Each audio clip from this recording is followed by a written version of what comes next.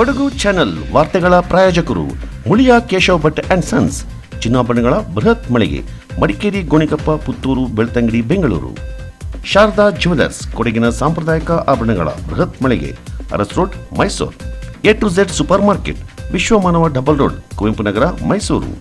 SLV Promax, corn mix and corn products, Kushalnagar. Prashant furnitures, ನಿಮ್ಮ ಅಂದದ ಮನೆಗೆ ಚಂದದ ಪೀಠೋಪಕರಣಗಳ ಮಳಿಗೆ, industrial area, Madikeri. Fabins family restaurant, ಬೆಕಾಚಿ resto cafe, always cell tower, ಕೊಯ್ದು ರಸ್ತೆ, ಮಡಿಕೇರಿ. ಮಡಿಕೇರಿಯ ಜಿಲ್ಲಾ ನ್ಯಾಯಾಲಯಕ್ಕೆ ಬಾಂಬ್ ಬೆದರಿಕೆಯ ಇಮೇಲ್ ಸಂದೇಶ ಬಂದ ಹಿನ್ನೆಲೆ ತೀವ್ರ ತಪಾಸಣೆ ನಡೆಸಲಾಯಿತು. ಇಮೇಲ್ ಗಮನಿಸಿದ ನ್ಯಾಯಾಲಯದ ಅಧಿಕಾರಿಗಳು ಪೊಲೀಸರಿಗೆ ಮಾಹಿತಿಯನ್ನು ನೀಡಿದರು. ಕೊಡಗು ಜಿಲ್ಲಾ ಪೊಲೀಸರು ಬಾಂಬ್ ನಿಗ್ರಹ ದಳ ಮತ್ತು ಶ್ವಾನದಳ ನ್ಯಾಯಾಲಯದ ಕಟ್ಟಡಕ್ಕೆ ಆಗಮಿಸಿ ಪರಿಶೀಲನೆಯನ್ನು ನಡೆಸಿದರು.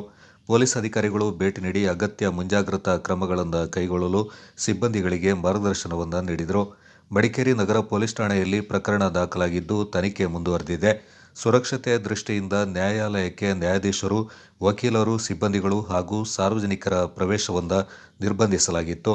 ಈ ಕುರಿತು ಪ್ರತಿಕ್ರಿಯೆ ನೀಡಿರುವ ಜಿಲ್ಲಾ ನ್ಯಾಯಾಧೀಶರು, ಇಂದು ಬೆಳಿಗ್ಗೆ ನ್ಯಾಯಾಲಯಕ್ಕೆ ಇಮೇಲ್ ಸಂದೇಶದ ಮೂಲಕ ಬಾಂಬ್ ಬೆದರಿಕೆ ಬಂದಿದೆ.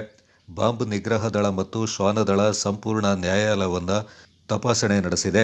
ಯಾವುದೇ ಸಂಶಯಾಸ್ಪದ ವಸ್ತು ಅಥವಾ ಬಾಂಬ್ ಪತ್ತೆಯಾಗಿಲ್ಲ. ಇದೊಂದು ಹುಸಿ ಬಾಂಬ್ ಬೆದರಿಕೆ ಎನ್ನುವುದು ಖಾತ್ರಿಯಾಗಿದ್ದರೂ ಪ್ರಕರಣವನ್ನು ಗಂಭೀರವಾಗಿ ಪರಿಗಣಿಸಲಾಗಿದೆ ಎಂದರು.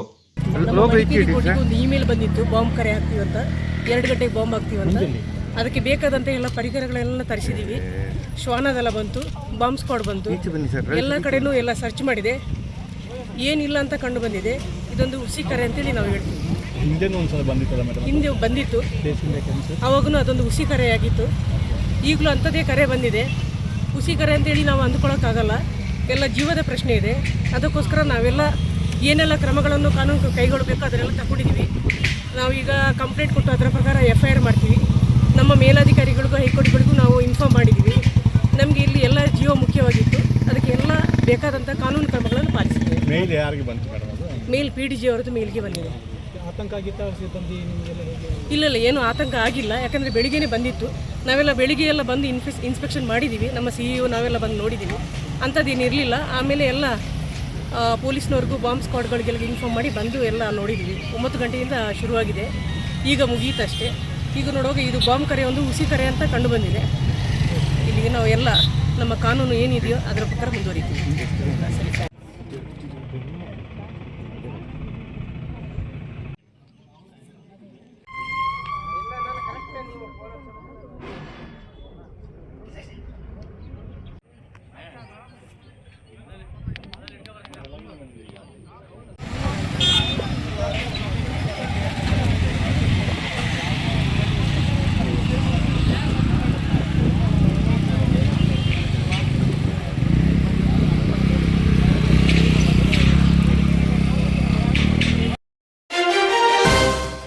ಕೊಡಗು ಜಿಲ್ಲಾ ಅಖಿಲ ಭಾರತ ಶರಣ ಸಾಹಿತ್ಯ ಪರಿಷತ್ ಹಾಗೂ ಕದಳಿ ವೇದಿಕೆಯಿಂದ ಹಮ್ಮಿಕೊಂಡ ಶರಣ ಸಾಹಿತ್ಯ ಪ್ರಥಮ ಸಮ್ಮೇಳನ ಕುಶಾಲನಗರದಲ್ಲಿ ವಿಜೃಂಭಣೆಯಿಂದ ಜರುಗಿತು. ಕುಶಾಲನಗರ ರೈತ ಸಹಕಾರ ಭವನದ ದೊಡ್ಡ ವೀರರಾಜೇಂದ್ರ ವೇದಿಕೆಯಲ್ಲಿ ನಡೆದ ಸಮ್ಮೇಳನವನ್ನು ಸಭಾಪತಿಗಳಾದ ಬಸವರಾಜ ಹೊರಟ್ಟಿಯವರು ಉದ್ಘಾಟಿಸಿದರು. ನಂತರ ಮಾತನಾಡಿದವರು, ಬಸವಣ್ಣ ಎಲ್ಲರೂ ಸಮಾನರೆಂದು ಭಾವಿಸಿದವರು. ಆದರೆ ಇಂದು ಜಾತಿ ಎಂಬುದು ಎಲ್ಲೆಡೆ ಮುಖ್ಯ ವಿಚಾರವಾಗಿದೆ. ಸುಶಿಕ್ಷಿತರೇ ಜಾತಿಯ ಸಂಕೋಲೆಯಲ್ಲಿ ಸಿಲುಕಿದ್ದಾರೆ.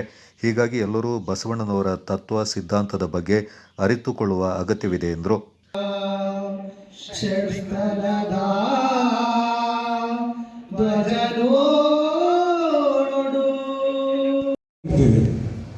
ಎಲ್ಲಿ ಶರಣರಿರ್ತಾರೆ ಅಲ್ಲಿ ಸಾಹಿತ್ಯ ಇರ್ತಿದೆ, ಸಂಗೀತ ಇರ್ತಿದೆ, ನಾಡು ನುಡಿಯ ಸೇವೆ ಇರ್ತಿದೆ. ಅದಕ್ಕೆ ಶರಣರೇನಿರ್ತಾರೆ ಆ ಶರಣರನ್ನು ನಾವು ಸದಾ ನಮ್ಮ ಜೀವನದಲ್ಲಿ ಅವರ ತತ್ವಗಳನ್ನು ಅಳವಡಿಸ್ಕೊಂಡು ನಾವು ಹೋದರೆ ನಿಜವಾದಂಥ ನಾವೇನು ವ್ಯಕ್ತಿಗಳಾಗೋದ್ರಲ್ಲಿ ಸಮಸ್ಯೆ ಇಲ್ಲ. ಹಾಗೆ ಈ ಶರಣ ಸಾಹಿತ್ಯವನ್ನು ಮಾಡಿದಂಥ ಏನು ಮೂರ್ತಿ ಮತ್ತು ಅವ್ರ ಸಂಗಡಿಗಿದ್ದಾರೆ, ಅವ್ರಿಗೆ ನಾನು ಅಭಿನಂದನೆ ಸಲ್ಲಿಸ್ತಿದ್ದೀನಿ. ಇಂಥ ಕಾರ್ಯಕ್ರಮ ನೀವೆಲ್ಲ ಭಾಳ ಮಾದರಿ ಕಾರ್ಯಕ್ರಮ ಇದೆ. ರಾಜ್ಯ ಎಲ್ಲ ಕಡೆಗೆ ಆಗ್ಬಿಟ್ಟು ಸೋಮಶೇಖರ್ ಅವರನ್ನು ಹೇಳಿದ್ರಿ, ಈ ಇಂಥ ಕಾರ್ಯಕ್ರಮವನ್ನು ಎಲ್ಲ ಎಲ್ಲೆಲ್ಲಿ ಸಾಧ್ಯತೆ ಮಾಡಿ ನಮ್ಮ ಕಡೆ ಮಾಡಿ ನಿಮ್ಗೆ ಗೊತ್ತೈತಿ, ಎಲ್ಲ ಜವಾಬ್ದಾರಿ ನಾನು ತಗೊಳ್ತೀನಿ, ಈಗ ಹೇಳ್ಬಿಡ್ತೀನಿ ಮಾಡಿ. ಇವತ್ತು ನಾನು ಜಾಸ್ತಿ ಮಾತಾಡೋದು ಬಸವಣ್ಣನವ್ರ ಬಗ್ಗೆ ನಾವೊಂದು ಅನುಭವ ಮಂಟಪದ ಬಗ್ಗೆ ಮಾತನಾಡಿದರು. ನೋಡಿ, ನಮ್ಮ ಸಮಾಜದಲ್ಲಿ ನಿಜಲಿಂಗಪ್ಪವ್ರ ಕಾಲಕ್ಕೆ, ಜತ್ತಿಯವ್ರ ಕಾಲಕ್ಕೆ, ಕಂಠಿಯವ್ರ ಕಾಲಕ್ಕೆ, ವೇಣುಪಾಳ್ ಕಾಲಕ್ಕೆ ಸಾಕಷ್ಟು ಜನ ಇದ್ದರು. ಅವ್ರು ಯಾರು ಬಸವಣ್ಣ ಅವ್ರ ಫೋಟೋವನ್ನು ಸರ್ಕಾರಿ ಕಚೇರಿಯಲ್ಲಿ ಹಾಕೋಕ್ಕೆ ಹಿಂದೆ ಮುಂದೆ ನೋಡಿದರು. ಯಾಕಂದ್ರೆ ಜನ ಏನಾರು ತಪ್ಪು ತಿಳ್ಕೊಂಡಾರ, ವೀರೇಂದ್ರ ಪಾಟೀಲನ್ನು ಹಾಕ್ಬೇಕಂತ ಮಾಡಿದರು. ಜನ ತಪ್ಪು ತಿಳ್ಕೊಂಡಾರ ಅಂದ್ಕೊಂಡು ಎದುರು ಸುಮ್ಮಾದರು. ಬಟ್ ಸಿದ್ದರಾಮಯ್ಯ ಬಂದು ಆ ಕೆಲಸ ಮಾಡಿದ, ಎಲ್ಲ ಸರ್ಕಾರಿ ಕತೆ ಬಸವಣ್ಣವ್ರ ಫೋಟೋ ಹಾಕ್ತಿದ. ಒಂದು ದಿಟ್ಟ ನಿರ್ಧಾರವನ್ನು ಸಿದ್ದರಾಮಯ್ಯ ತಗೊಂಡ ಇವತ್ತೆಲ್ಲ ನಮ್ಮ ಕರ್ನಾಟಕ ರಾಜ್ಯದ ಎಲ್ಲ ಸರ್ಕಾರಿ ಕಚೇರಿಯಲ್ಲಿ ಬಸವಣ್ಣವ್ರ ಫೋಟೋವನ್ನು ಹಾಕಿದ್ದನ್ನು ನೀವು ನೋಡ್ಬೋದು. ಅದಕ್ಕೆ ನಾನು ಭಾಳ ಸರಿ ಹೇಳಿದೆ, ಅನುಭವ ಮಂಟಪದ 300 ಕಾಪಿಗಳನ್ನು ಮಾಡಿ ಎಲ್ಲ ಶಾಸಕರಿಗೆ ಡಿಸ್ಟ್ರಿಬ್ಯೂಟ್ ಮಾಡುವಂಥ ಕೆಲಸವನ್ನು ಮಾಡಿದೆ. ಅನುಭವ ಮಂಟಪ ಜಗತ್ತಿನಲ್ಲಿ ಮೊಟ್ಟ ಮೊದಲಿಗೆ ಪ್ರಜಾಪ್ರಭುತ್ವವನ್ನು ತಂದವರು ಅಲ್ಲಮ್ಮ ಪ್ರಭು, ಬಸವಣ್ಣವರು, ಅಕ್ಕಮಹಾದೇವಿ. ಸುತ್ತೂರು ಮಹಾಸಂಸ್ಥಾನ ಮಠದ ಶ್ರೀ ಶಿವರಾತ್ರಿ ದೇಶಿಕೇಂದ್ರ ಮಹಾಸ್ವಾಮೀಜಿಯವರು ದಿವ್ಯ ಸಾನ್ನಿಧ್ಯ ವಹಿಸಿ ಮಾತನಾಡಿ, ಸರಳ ಭಾಷೆಯಲ್ಲಿ ಜೀವನ ಸೂತ್ರಗಳ ಬಗ್ಗೆ ಅರಿವು ಮೂಡಿಸಿದ ಕೀರ್ತಿ ವಚನಕಾರರದ್ದು. ಶರಣ ಸಾಹಿತ್ಯಕ್ಕೆ ವಚನಕಾರರ ಕೊಡುಗೆ ಅಪಾರವಿದೆ. ಇಂದಿಗೂ ಕೂಡ ಶರಣರ ವಚನಗಳು ನಮಗೆಲ್ಲ ದಾರಿದೀಪವಾಗಿದೆ ಎಂದರು.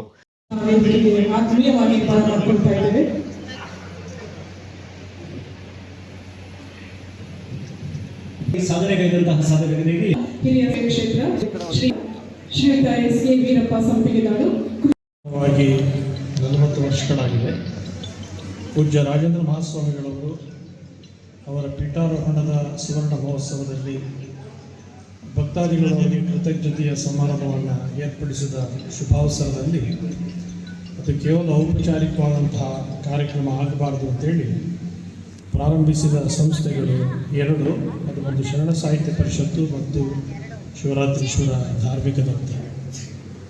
12ನೇ ಶತಮಾನದಲ್ಲಿ ಆಗಿ ಹೋದಂತಹ ಬಸವಾದಿ ಪ್ರಮುಖರ ಕೊಡುಗೆ ಈ ನಾಡಿಗೆ ಅಪೂರ್ವವಾದಂತಹ. ನಮ್ಮ ಭಾರತ ದೇಶ ಸಾಂಸ್ಕೃತಿಕವಾಗಿ, ಆಧ್ಯಾತ್ಮಿಕವಾಗಿ, ವಿಶೇಷವಾಗಿ ಜಗತ್ತಿನ ಮನ್ನಣೆಯನ್ನು ಪಡೆದಿರುವಂತಹ ಆ ಕಾರಣದಿಂದಾಗಿ ದೇಶಕ್ಕೆ ಸಾವಿರಾರು ವರ್ಷಗಳ ಒಂದು ಭವ್ಯ ಇತಿಹಾಸವಿದೆ.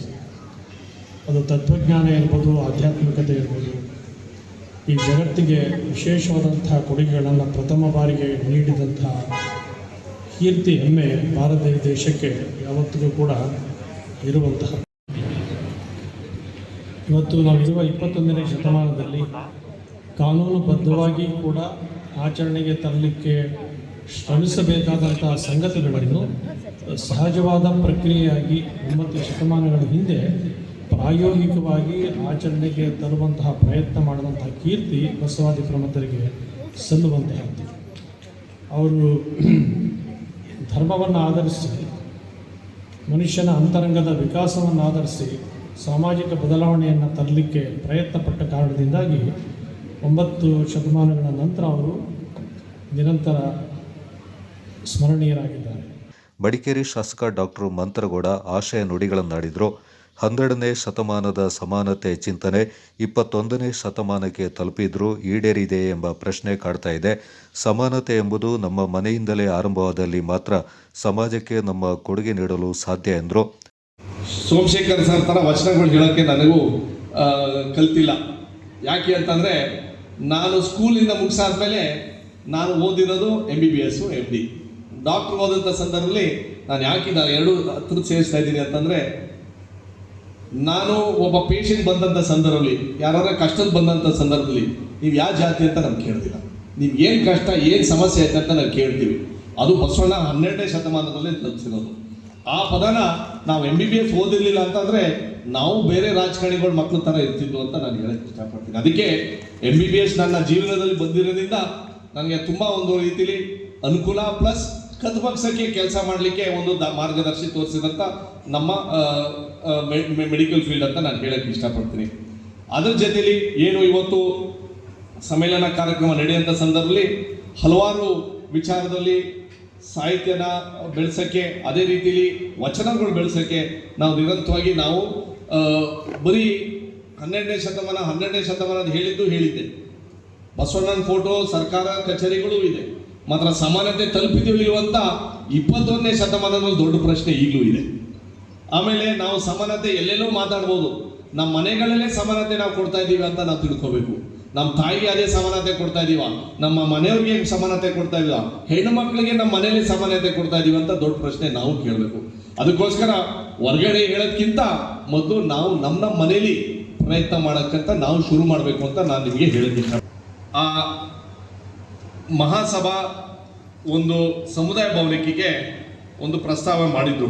ನಾನು 2023ನೇ ಇಸ್ವಿಲಿ ತಮ್ಮ ಆಶೀರ್ವಾದದಿಂದ ಇಲ್ಲಿ ಒಂದು ಅವಕಾಶ ಸಿಕ್ಕಂಥ ಸಂದರ್ಭದಲ್ಲಿ ಸಮಾಜದ ಹಿರಿಯರ ಹತ್ರ ಚರ್ಚೆ ಮಾಡೋಂಥ ಸಂದರ್ಭದಲ್ಲಿ ನಾನು ಕೇಳಿದೆ, ಮಹಾಸಭಾ ಇದೆ, ಮಹಾಸಭಾ ಗಟ್ಟಿಯಾಗಿದೆ, ಯಾಕೆ ಸಮುದಾಯ ಭವನಕ್ಕೆ ಕಟ್ಟಕ್ಕೆ ಅವಕಾಶ ಸಿಕ್ಕಿಲ್ಲ, ಏನು ಸಮಸ್ಯೆ ಅಂತ ಹೇಳೋಂಥ ಸಂದರ್ಭದಲ್ಲಿ ಶಿವಪ್ಪಣ್ಣ ನಾವು ಕೂತಾಗ ಇಲ್ಲ ಮಂತ ಒಂದು ಸ್ವಲ್ಪ ಜಾಗದ ಸಮಸ್ಯೆ ಇತ್ತು, ಬೇರೆ ಬೇರೆ ರೀತಿಯಲ್ಲಿ ಸಮಸ್ಯೆ ಇತ್ತು, ಅದನ್ನ ಬಗೆಹರಿಸಿದ್ದೀವಿ ಈಗ ಅಂತಂದು 3 ವರ್ಷಕ್ಕೆ ನನಗೊಂದು ಫೈಲ್ ಕೊಟ್ಟವ್ರು ಇವತ್ತು.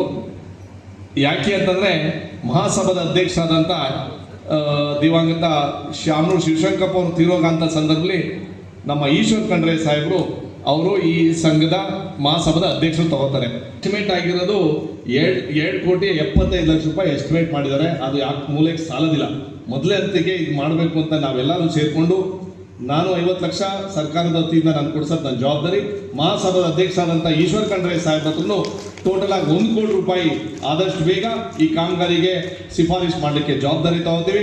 ದೊಡ್ಡವರಿಂದ ಭೂಮಿ ಪೂಜೆ ಆಗಿದ್ದಕ್ಕೆ 100% ಅದು ಆದಷ್ಟು ಬೇಗ ಸ್ಟಾರ್ಟ್ ಆಗುತ್ತೆ ಅಂತ ನನ್ನ ಸಂಪೂರ್ಣ ವಿಶ್ವಾಸ ಇದೆ. ಅದ್ರ ಜೊತೆಯಲ್ಲಿ ಚಪ್ಪಾಳೆ ತಟ್ಟಕ್ಕೆ ಸಹಾಯನೂ ಜಾಸ್ತಿ ಬೇಕಾಗುತ್ತೆ. ಅಖಿಲ ಭಾರತ ಶರಣ ಸಾಹಿತ್ಯ ಪರಿಷತ್ನ ರಾಷ್ಟ್ರಾಧ್ಯಕ್ಷ ಡಾಕ್ಟರ್ ಸಿ ಸೋಮಶೇಖರ್ ಅಧ್ಯಕ್ಷತೆ ವಹಿಸಿ ಮಾತನಾಡಿದರು.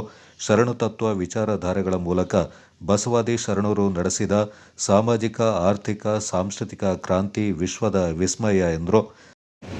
ಕೇವಲ ಆತ್ಮ ಕಲ್ಯಾಣವೇ ಧರ್ಮದ ಮೂಲ ಉದ್ದೇಶವಾಗಿದ್ದಾಗ, ಕೇವಲ ಆತ್ಮ ಸಾಕ್ಷಾತ್ಕಾರವೇ ಧರ್ಮದ ಮೂಲ ಆಶಯವಲ್ಲ, ಆ ನೊಂದ, ಬೆಂದ, ಶೋಷಿತ ಹೃದಯಗಳಿಗೆ ಸಾಂತ್ವನವನ್ನು ನೀಡಿ ದಯೇ ಧರ್ಮದ ಮೂಲವಯ್ಯ ಅನ್ನುವ ಮೂಲಕ ಧರ್ಮದ ಮೂಲ ಆಶಯ ಅದು ದಯೆ, ಅದು ಮಾನವೀಯ ಅನುಕಂಪ, ಅದು ಪ್ರೀತಿ ಅನ್ನುವ ಒಂದು ವಿಶಿಷ್ಟವಾದಂಥ ಕಲ್ಪನೆಯ ಮೂಲಕ ಧರ್ಮಕ್ಕೆ ದಯೆಯ ಆಧಾರವನ್ನು ಸ್ಪರ್ಶದ ನೀಡಿದಂತಹ ಒಂದು ವಿಶಿಷ್ಟ ಸಾಹಿತ್ಯ ಶರಣ ಸಾಹಿತ್ಯ. ಆತ್ಮ ಕಲ್ಯಾಣದ ಜೊತೆಗೆ ಜಗತ್ತಿನ ಕಲ್ಯಾಣವನ್ನು ಬಯಸಿದಂತಹ ಏಕೈಕ ಸಾಹಿತ್ಯ ವಿಶ್ವದಲ್ಲಿ ಇದ್ದರೆ ಅದು ಶರಣ ಸಾಹಿತ್ಯ, ವಚನ ಸಾಹಿತ್ಯ. ಸಮ್ಮೇಳನಾಧ್ಯಕ್ಷರಾದ ವಿರಾಜಪೇಟೆ ಅರಮೇರಿ ಕಳಂಚೇರಿ ಮಠಾಧೀಶರಾದ ಶ್ರೀ ಶಾಂತಮಲ್ಲಿಕಾರ್ಜುನ ಸ್ವಾಮೀಜಿಯವರು ಸಮ್ಮೇಳನಾಧ್ಯಕ್ಷರ ಭಾಷಣವನ್ನು ಮಾಡಿದರು.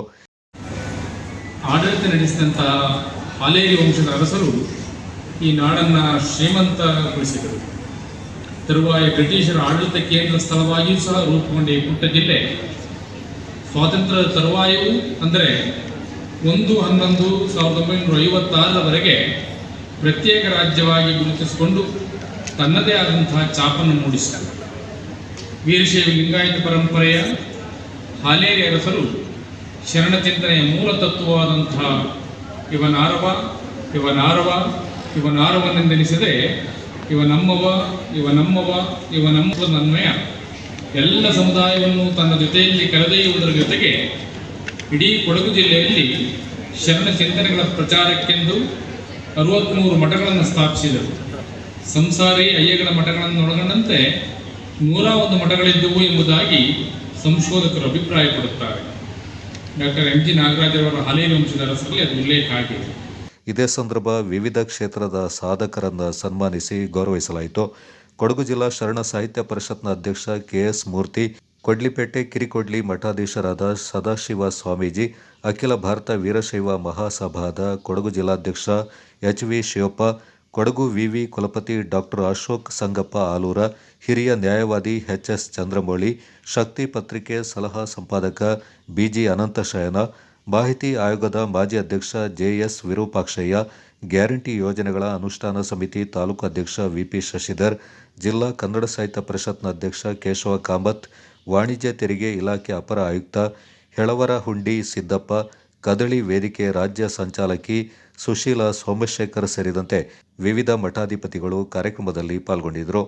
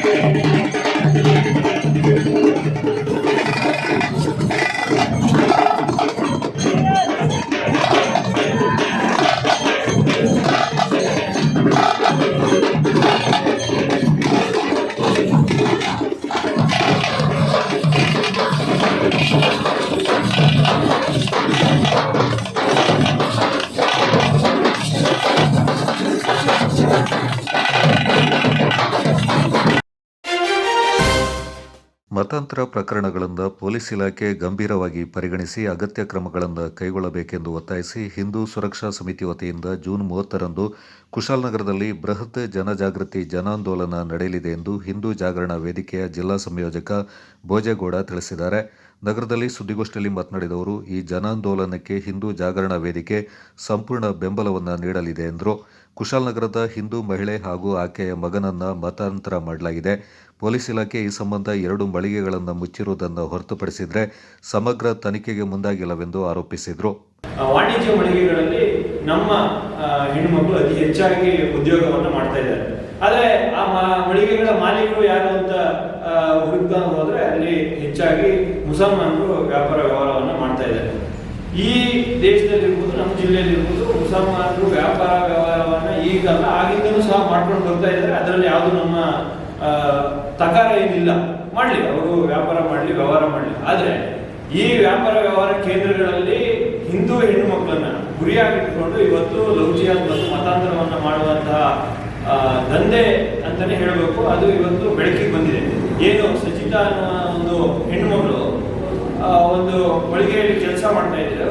ಅಲ್ಲಿ ಆ ಮಹಿಳೆಯನ್ನ ಕುಸಲಾಯಿಸಿ ಅವಳಿಗೆ ಏನು ಬ್ಲ್ಯಾಕ್ ಮೇಲ್ ಮಾಡಿ ಅವಳನ್ನ ಕೇರಳದಲ್ಲಿ ಒಂದು ಮತಾಂತರಕ್ಕೆ ಪ್ರಯತ್ನ ಮಾಡಿ, ಅದಲ್ಲದೆ ಆ ಹೆಣ್ಣು ಮಗಳಿಗೆ ಆಲ್ರೆಡಿ ಮದುವೆ ಆಗಿತ್ತು.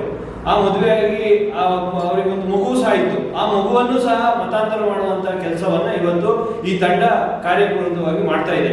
ಕೇವಲ ಇದು ಒಬ್ಬರು ಸಚಿತಾ ಕೇವಲ ಪ್ರಕರಣ ಅಲ್ಲ, ಇಡೀ ನಿಸರ್ಗಧಾಮದಲ್ಲಿ ಇವತ್ತು ತಿಳಿದ ಮಟ್ಟಿಗೆ 12ಕ್ಕೂ ಹೆಚ್ಚು ಮಹಿಳೆಯರನ್ನ ಇವತ್ತು ಈ ತಂಡ ಲವ್ ಜಿಹಾದ್ಗೆ ಬೀಳಿಸಿ ಕೇರಳದಲ್ಲಿ ಅವರನ್ನ ಮತಾಂತರ ಮಾಡುವಂತಹ ಕೆಲಸವನ್ನು ಮಾಡ್ತಾ ಇದೆ. ಹಾಗೆ ಏನು ಕುಶಾಲನಗರದ ರಾಘವೇಂದ್ರ ಹೋಟೆಲ್ ಅಂತ ಒಂದು ಹೋಟೆಲ್ ಇದೆ, ಅದೇ ನಿಸರ್ಗಧಾಮದ ಎದುರುಗಡೆ. ಅದ್ರ ಹಿಂದೆ ಒಂದು ರೆಸಾರ್ಟ್ ಇದೆ. ಆ ರೆಸಾರ್ಟ್ ಅಲ್ಲಿ ಇವತ್ತು ಏನು ಮತಾಂತರ ಮಾಡಿ ಲವ್ ಜಿಹಾದ್ ಬರೆಗೆ ಬೀಳಿಸ್ಕೊಂಡಿದ್ರೆ ಈ ಹೆಣ್ಣು ಮಕ್ಕಳಿಗೆ ಕುರಾನನ್ನ ಪಠಣ ಮಾಡುವಂತಹ ಕೆಲಸವೂ ಸಹ ಆ ರೆಸಾರ್ಟ್ ಅಲ್ಲಿ ಮಾಡ್ತಾ ಇದ್ದಾರೆ. ಈ ಪ್ರಕರಣವನ್ನ ಹಿಂದೂ ಜಾಗರಣ ವೇದಿಕೆ ಕಾರ್ಯಕರ್ತರು ಇದರ ಹಿಂದೆ ಬಿದ್ದು ಕೇರಳಕ್ಕೆ ಹೋಗಿ ಆ ಮಹಿಳೆಯನ್ನ ಮತ್ತೆ ಆ ಮಗುವನ್ನು ರಕ್ಷಿಸುವಂತ ಕೆಲಸ ಮಾಡಿದ್ದಾರೆ. ಆದ್ರೆ ಇವತ್ತು ಪೊಲೀಸ್ ಇಲಾಖೆ ರಕ್ಷಣೆ ಮಾಡಿ ಅವರ ಕರೆತರುವಂತ ಕೆಲಸವೂ ಆಗಿದೆ. ಹಾಗೆ ಅವರ ಮೇಲೆ ಹಲ್ಲೆ ಆಗಿತ್ತು, ಆ ಮಗು ಮೇಲೆ. ಹಾಗೆ ಅವರನ್ನ ಬಲಾತ್ಕಾರವಾಗಿ ಏನು ಬ್ಲ್ಯಾಕ್ ಮೇಲ್ ಮಾಡಿ ಮತಾಂತರವನ್ನು ಮಾಡಿದ್ರು. ಇದೆಲ್ಲವನ್ನ ಸಹ ಮಗು ಕೋರ್ಟ್ ಅಲ್ಲಿ ಜಡ್ಜ್ ಮುಂದೆ ಎಲ್ಲವೂ ಸಹ ಹೇಳಿದೆ. ಆದ್ರೂ ಸಹ ಇವತ್ತು ಪೊಲೀಸ್ ಇಲಾಖೆ ಅದರ ತನಿಖೆಯನ್ನು ಮಾಡುವಲ್ಲಿ ಎಲ್ಲೋ ಎಡುತ್ತಾ ಇದೆ. ಆದ್ರೆ ಸರಿಯಾದ ತನಿಖೆ ಮಾಡ್ತಾ ಇಲ್ಲ. ಯಾರು ಈ ಪ್ರಕರಣದಲ್ಲಿ ಭಾಗಿಯಾಗಿದ್ದಾರೆ ಕೇವಲ ಏನು ನಿಸರ್ಗಧಾಮದಲ್ಲಿ ಇರುವಂತ 3-4 ಮಳಿಗೆಗಳನ್ನ ಕ್ಲೋಸ್ ಮಾಡಿಸಿದ್ ಬಿಟ್ರೆ ಅವರನ್ನ ಅರೆಸ್ಟ್ ಮಾಡ್ತೀವಿ ಅಂತ ಹೇಳಿದ್ರು, ಕೆಲವು ದಿನಗಳಿಂದ ಅರೆಸ್ಟ್ ಮಾಡಿದೀವಿ ಅಂತ ಹೇಳ್ತಾ ಇದ್ದಾರೆ. ಆದ್ರೆ ಅದರ ಸಮಗ್ರವಾದ ತನಿಖೆಯನ್ನ ಇವತ್ತು ಮಾಡ್ತಾ ಇದ್ದಾರೆ. ಹಿಂದೂ ಜಾಗರಣ ವೇದಿಕೆಯ ಪ್ರಾಂತ ಕಾರ್ಯಕಾರಿಣಿ ಸದಸ್ಯ ಕುಕ್ಕೆರ ಅಜಿತ್ ಮಾತನಾಡಿ, ಜೂನ್ 30ರಂದು ಬೆಳಿಗ್ಗೆ 10 ಗಂಟೆಗೆ ನಿಸರ್ಗಧಾಮದ ಬಳಿಯಿಂದ ಕುಶಾಲನಗರದ ಗಣಪತಿ ದೇವಸ್ಥಾನದ ಬಳಿಯ ಕಾರು ನಿಲ್ದಾಣದವರೆಗೆ ಬೃಹತ್ ಜನಜಾಗೃತಿ ಮೆರವಣಿಗೆ ಸಾಗಲಿದೆ. ಬಳಿಕ ಸಭಾ ಕಾರ್ಯಕ್ರಮವನ್ನು ಆಯೋಜಿಸಲಾಗಿದೆ ಎಂದರು. ನಿಸರ್ಗಧಾಮದ ಮಳಿಗೆಯಲ್ಲಿ ಕಾರ್ಯನಿರ್ವಹಿಸ್ತಾ ಇದ್ದ ಮಹಿಳೆ ಮತ್ತು ಆಕೆಯ ಮಗನನ್ನ ಕೇರಳದ ಮಲಪ್ಪುರಂನಲ್ಲಿ ಮತಾಂತರಗೊಳಿಸಲಾಗಿದೆ. ಈ ಬಗ್ಗೆ ಸಮಗ್ರ ತನಿಖೆ ನಡೆಸಿ ಮತಾಂತರಕ್ಕೆ ಕಾರಣವಾಗಿರುವ ಪ್ರಮುಖರನ್ನ ತನಿಖೆಗೆ ಒಳಪಡಿಸಬೇಕೆಂದು ಒತ್ತಾಯಿಸಿದರು. ರೀತಿಯ ಮತಾಂಧ ಶಕ್ತಿಗಳ ಮೂಲಕ ಲವ್ ಜಿಹಾದ್ ಪ್ರಕರಣಗಳು ಸಾಕಷ್ಟು ಬಯಲಿಗೆ ಬಂದಿದೆ. ಸಾಕಷ್ಟು ಇಂತಹ ಪ್ರಕರಣಗಳು NIA ತನಿಖೆಯ ಮೂಲಕ ಕೂಡ ಹೊರಬಂದಿರತಕ್ಕಂಥದ್ದನ್ನು ನಾವು ನೋಡಿದ್ದೇವೆ. ಆದರೆ ಈ ಒಂದು ಲವ್ ಜಿಹಾದ್ ಪ್ರಕರಣ ಅದರ ಮೂಲ ಉದ್ದೇಶ ಈ ದೇಶದ ಈ ನೆಲದ ಇಸ್ಲಾಮೀಕರಣ. ಈ ದೇಶದ ಈ ನೆಲದ ಇಸ್ಲಾಮೀಕರಣದ ಜೊತೆಯಲ್ಲಿ ಇಡೀ ಜಗತ್ತಿನಲ್ಲಿ ಇಸ್ಲಾಮೀಕರಣ ಮಾಡುವ ಉದ್ದೇಶವನ್ನ ಇಟ್ಟುಕೊಂಡು ಇವತ್ತು ಈ ಹಿಂದೂ ಸಮಾಜವನ್ನ ಅವನತಿಯನ್ನ ಮಾಡಬೇಕು ಅಂತೇಳಿ ಹೊರಟಿರತಕ್ಕಂಥ ಮತಾಂಧ ಶಕ್ತಿಗಳು ಇವತ್ತು ಎಲ್ಲ ದೇಶದ ಎಲ್ಲ ರಾಜ್ಯಗಳಲ್ಲೂ ಕೂಡ ಇದೇ ರೀತಿಯ ಲವ್ ಜಿಹಾದ್ ಅನ್ನ ಮಾಡ್ತಾ ಇದ್ದಾವೆ. ಇವತ್ತು ಕುಶಾಲನಗರದ ಪ್ರಕರಣ ಮಾತ್ರ ಅಲ್ಲ, ನಾವು ನೋಡಬಹುದು ಗುಡ್ಡೇಶ್ವರಿನ ಯುವತಿಯನ್ನ ಭಟ್ಕಳದ ಯುವಕ ಲವ್ ಜಿಹಾದ್ನ ಮೂಲಕ ಅವಳನ್ನ ಲವ್ ಜಿಹಾದ್ ಮಾಡುವುದರ ಮೂಲಕ ISS ಅಲ್ಲಿ ಗುರುತಿಸಿಕೊಂಡಿದ್ದ ನಾವು ನೋಡಿದ್ದೇವೆ. ಕಾಸರಗೋಡಿನ ಯುವತಿಯ ಪ್ರಕರಣ ಕೂಡ ಅದೇ ರೀತಿಯಾಗಿದೆ. ಅದೇ ರೀತಿಯಲ್ಲಿ ಇವತ್ತು ಕೊಡಗಿನ ಗುಡ್ಡೆಬಸೂರು ಭಾಗದಲ್ಲಿ ಸಜಿತಾ ಎನ್ನತಕ್ಕಂಥ ಮಹಿಳೆಯ ಒಂದು ಮತಾಂತರ ಗಂಭೀರವಾಗಿದೆ. ಆ ಮಹಿಳೆ ಮದುವೆ ಆಗಿದ್ರು ಕೂಡ ಆ ಮಹಿಳೆಯನ್ನ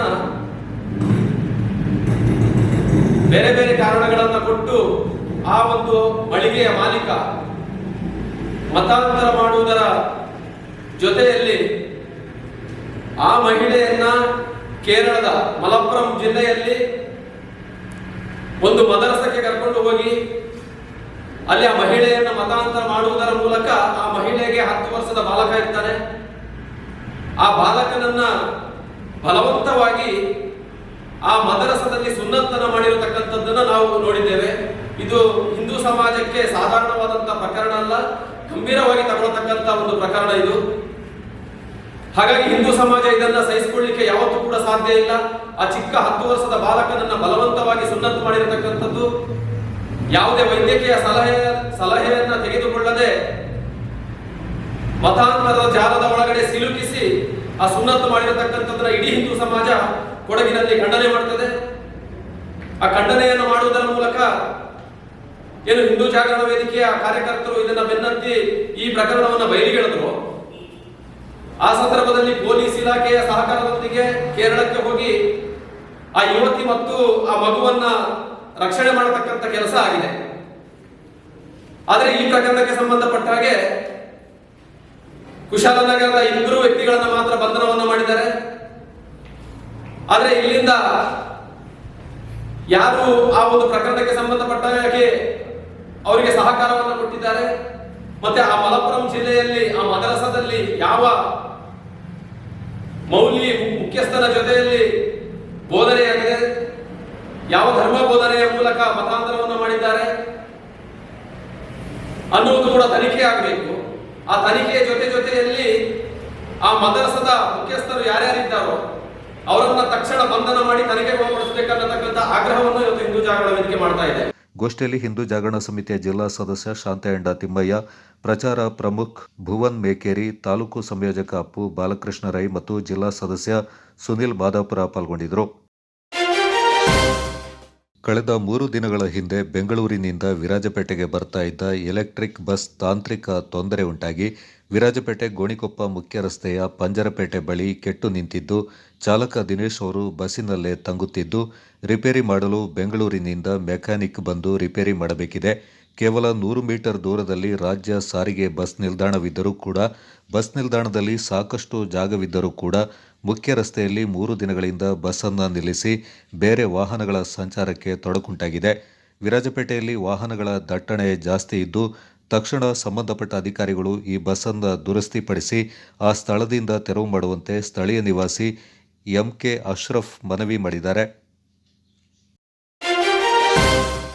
ಸಂಸದ ಯದುವೀರ್ ಕೃಷ್ಣದತ್ತ ಚಾಮರಾಜ ಒಡೆಯರ್ ಅವರ ಅಧ್ಯಕ್ಷತೆಯಲ್ಲಿ ಸೋಮವಾರ ನಡೆದ ಜಿಲ್ಲಾ ಅಭಿವೃದ್ಧಿ ಸಮನ್ವಯ ಮತ್ತು ಉಸ್ತುವಾರಿ ಸಮಿತಿ ಸಭೆಯಲ್ಲಿ ಪಾರಂಪರಿಕ ತ್ಯಾಜ್ಯವನ್ನು ವೈಜ್ಞಾನಿಕವಾಗಿ ವಿಲೇವಾರಿ ಮಾಡುವುದು, ಅಮೃತ್ 2.0 ಯೋಜನೆ, ಜಲಜೀವನ್ ಅಭಿಯಾನ, ಸ್ವಚ್ಛ ಭಾರತ ಅಭಿಯಾನ, ವನ್ಯಪ್ರಾಣಿಗಳ ಹಾವಳಿ ನಿಯಂತ್ರಣ ಹಾಗೂ ಕೃಷಿ ಚಟುವಟಿಕೆ ಸಂಬಂಧ ಸುದೀರ್ಘ ಚರ್ಚೆ ನಡೆಯಿತು.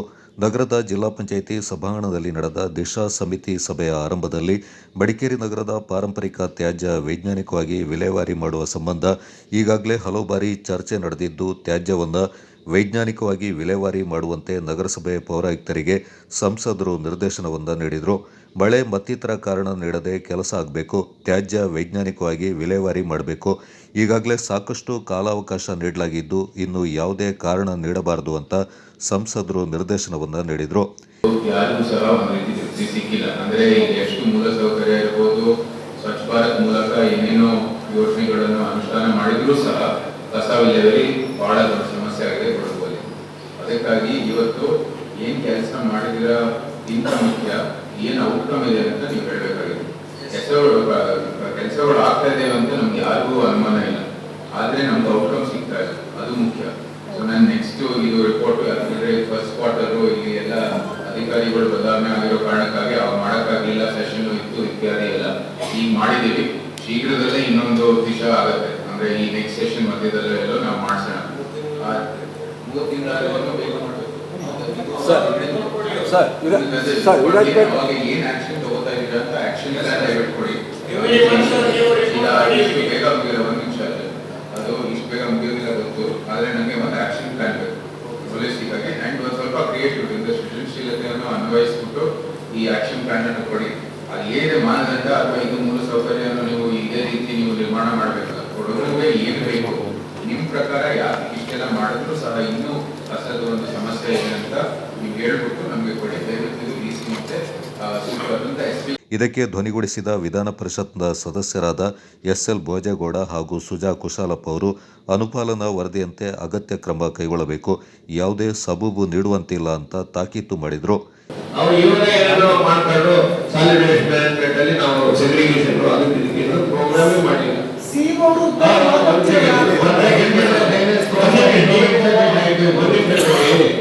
ಇಲ್ಲಿ ನಾವ್ಯಾರು ಕತೆ ಕೇಳ್ಕೊಂಡು ಹೋಗೋದಿಲ್ಲ, ರಿಸಲ್ಟ್ ಇಸ್ ಇಂಪಾರ್ಟೆಂಟ್. ಅವರೆಲ್ಲ ಅಲ್ಲಿ ಪಂಚಾಯತಿ ಒಳಗೆ ಕೆಲಸ ಮಾಡೋಲ್ಲ, ಅಲ್ಲ ಆಯಾ ಊರುಗಳನ್ನ ನೋಡಿಲ್ಲ, ನಾನಂತೂ ನೋಡಿಲ್ಲ ಊರುಗಳು. ನೀವು ಇಲ್ಲಿ ಇರ್ತಕ್ಕಂಥ ವಿಚಾರಗಳನ್ನ ನಮಗೆ ತಿಳಿಸ್ಬಿಟ್ರೆ ಸಾಕು, ಅದು ಇಂಪ್ಲಿಮೆಂಟ್ ಆಗೋದಲ್ಲ, ಪ್ರೋಗ್ರೆಸ್ ರಿಪೋರ್ಟ್ ಬೇಕಲ್ಲ. ಕಸ ತೆಗಿತಾರ ಇಲ್ವೋ, ಕಸ ತೆಗೆಯೋದಕ್ಕೆ ಕಷ್ಟ ಏನಿದೆ, ಇಷ್ಟೇ ನಮ್ಗೆ ಬೇಕಾಗ್ತಕ್ಕಂಥದ್ದು. ಅಲ್ಲಿ ಅದು ಮೆನ್ನಿದಾರ ಇಲ್ವಾ, ಆರ್ಥಿಕವಾಗಿ ತೊಂದರೆ ಇದೆಯಾ ಪಂಚಾಯತಿ ಏನು ಅಂತೇಳಿ ಈಗ ನೀವೇ ಹೇಳಿ ಪಂಚಾಯತಿ ಚೇರ್ಮನ್ ಅವರೆಲ್ಲ ಆಟ ಬರ್ತಾರೆ ಅಂತ ಕೂತ್ಕೊಂಡು PDO ನಿಮ್ಮ ಒಂದು ಮೀಟಿಂಗ್ ಮಾಡಿ ನೋಡಿ, this is the practical situation. ನಾವು ಜನರಿಂದ ಈ ರೀತಿ ಮನೆಗೆ ಒಂದು ಫಿಕ್ಸ್ ಏನು ತೆರಿಗೆಯನ್ನ ಫಿಕ್ಸ್ ಮಾಡ್ತಾ ಇದ್ರೆ ಕಸ ವಿಲೇವಾರಿಗೆ ತುಂಬಾ ಕಷ್ಟ ಆಗ್ತದೆ. ಆದ್ರೆ ಎಲೆಕ್ಟ್ ಮಾಡಿ, ಅವ್ರಿಗೆ ಎಜುಕೇಟ್ ಮಾಡಿ ಈ ರೀತಿ ನಾವು ಫಿಕ್ಸ್ ಮಾಡ್ತಾ ಇದೀವಿ, ನಮ್ಮ ಹತ್ರ ಮೆನ್ನಿಲ್ಲ, ಇದನ್ನ ಬೇರೆ ಕಾಂಟ್ರಾಕ್ಟ್ ಕೊಡ್ಬೇಕು, ಪಂಚಾಯತಿ ಮುಖಾಂತರನೇ ಕಾಂಟ್ರಾಕ್ಟ್ ಕೊಡಿ, ಈ ಕಸನ ತೆಗೆಯೋದಕ್ಕೆ ಎಲ್ಲ ಈಗ ಮುನ್ಸಿಪಾಲಿಟಿ. ಈ ಕುರಿತು ದಿಶಾ ಸಮಿತಿ ಸದಸ್ಯರಾದ ಡಾಕ್ಟರ್ ನವೀನ್ ಕುಮಾರ್, RK ಚಂದ್ರು, ನಾಗೇಶ್ ಕುಂದಲ್ಪಾಡಿ, ಕಾಂತಿ ಸತೀಶ್ ಅವರು ಧ್ವನಿಗೂಡಿಸಿದರು. ಅಧಿಕಾರಿ ಅವರಿಬ್ಬರು ನಿಂತಾಡಿ ಈ ಸಮಸ್ಯೆ ಉಂಟು ಅಂತ ಹೇಳ್ಬಿಡ್ಲೆ, ಅವ್ರು ಉತ್ತರ ಕೊಡ್ಲಿ ಸರ್. ಅವ್ರ ಹಾಡಿಗೆ ಹೋಗಿದ್ದಾರೆ ಏನಂತ ಅವ್ರಿಗೆ ಎಷ್ಟು ಫೋನ್ ಮಾಡಿದೀವಿ, ಏನ್ ಮಾಡಿದೀವಿ ಅಂತ ಉತ್ತರ ಕೊಡ್ಲಿ. ಮಾಲ್ದರೆ, ಬಸವನಹಳ್ಳಿ, ದುಬ್ಬಾರೆ ಆ PDOನಿಗೆ ಗೊತ್ತಾ, ಗ್ರಾಮ ಪಂಚಾಯತಿ PDOನಿಗೆ ಗೊತ್ತಾ, ಅಭಿವೃದ್ಧಿ ಅಧಿಕಾರಿ ಗೊತ್ತಾ, ತಾಲೂಕ್ ಪಂಚಾಯತ್ ಅಭಿವೃದ್ಧಿ ಗೊತ್ತಾ, ಅಲ್ಲಿ ವಾಸ ಮಾಡ್ತಿರೋ ಜನಗಳು ಯಾವ ಸ್ಥಿತಿ ಇದೆ ಅಂತ ಗೊತ್ತಾ, ಅದ್ರ ಕೇಳ್ತಿರೋದು. ಅರ್ಬನ್ ವಾಟರ್ ಬಾಡೀಸ್ ಇಲ್ಲ, ಸರ್ಕಾರದ ಕಮ್ಮಿ ಇಲ್ಲ, ಸಿಟಿಜನ್ ಪಾರ್ಟಿಸಿಪೇಷನ್ ಉಳಿದಿದ್ದು ಏನಿಲ್ಲ ಸರ್. ಟ್ಯಾಪ್ ಕನೆಕ್ಷನ್ ಬಿಟ್ರೆ ಉಳಿದಿದ್ದ ಕಾಂಪೋನೆಂಟ್ ಬಗ್ಗೆ ತಲೆನೇ ಕೆಡ್ಸ್ಕೊಳ್ಳಲ್ಲ. ಅಮೃತ್ 2ಗೆ ತಾನೇ ಬರೋದು ಅದು. ಮನೆ ಕನೆಕ್ಷನ್ ಕೊಡ್ತಾ ಇದೆ ಸರ್, ವಾಟರ್ ಸಪ್ಲೈ ವರ್ಕು. ಇದು ಒಟ್ಟು 125 ಕಿಲೋಮೀಟರ್ ಇದೆ. ನಾವೀಗ ಆಲ್ರೆಡಿ 120 ಕಿಲೋಮೀಟರ್ ಲೇ ಮಾಡಿದ್ದೀವಿ ಸರ್, ಒಂದು 5 ಕಿಲೋಮೀಟರ್ ಬಾಕಿ ಇದೆ. ಮನೆ ಸಂಪರ್ಕ ಬಂದಾಗ 7,900 ಇದೆ ಸರ್, ಇದರಲ್ಲಿ 2,000 ಗರ್ಭಣಿ ಆಗಿದೆ ಸರ್. ಓವರ್ ಆಲ್ ಒಂದು 75% ಪ್ರೋಗ್ರೆಸ್ ಆಗಿದೆ ಸರ್ ಈಗ. ಈ ಸಂದರ್ಭ ಮಾತನಾಡಿದ ಜಿಲ್ಲಾ ಪಂಚಾಯತ್ನ ಸಿಇಒ ಆನಂದ್ ಪ್ರಕಾಶ್ ಮೀನಾ ಅವರು ಗ್ರಾಮ ಪಂಚಾಯಿತಿ ಮಟ್ಟದಲ್ಲಿ 100% ಕಸ ವಿಲೇವಾರಿಗೆ ಒತ್ತು ನೀಡಲಾಗಿದೆ. ಅಗತ್ಯ ಇರುವ ಕಡೆಗಳಲ್ಲಿ ಡಸ್ಟ್ ಬಿನ್ ಇಡಲಾಗಿದೆ ಎಂದರು.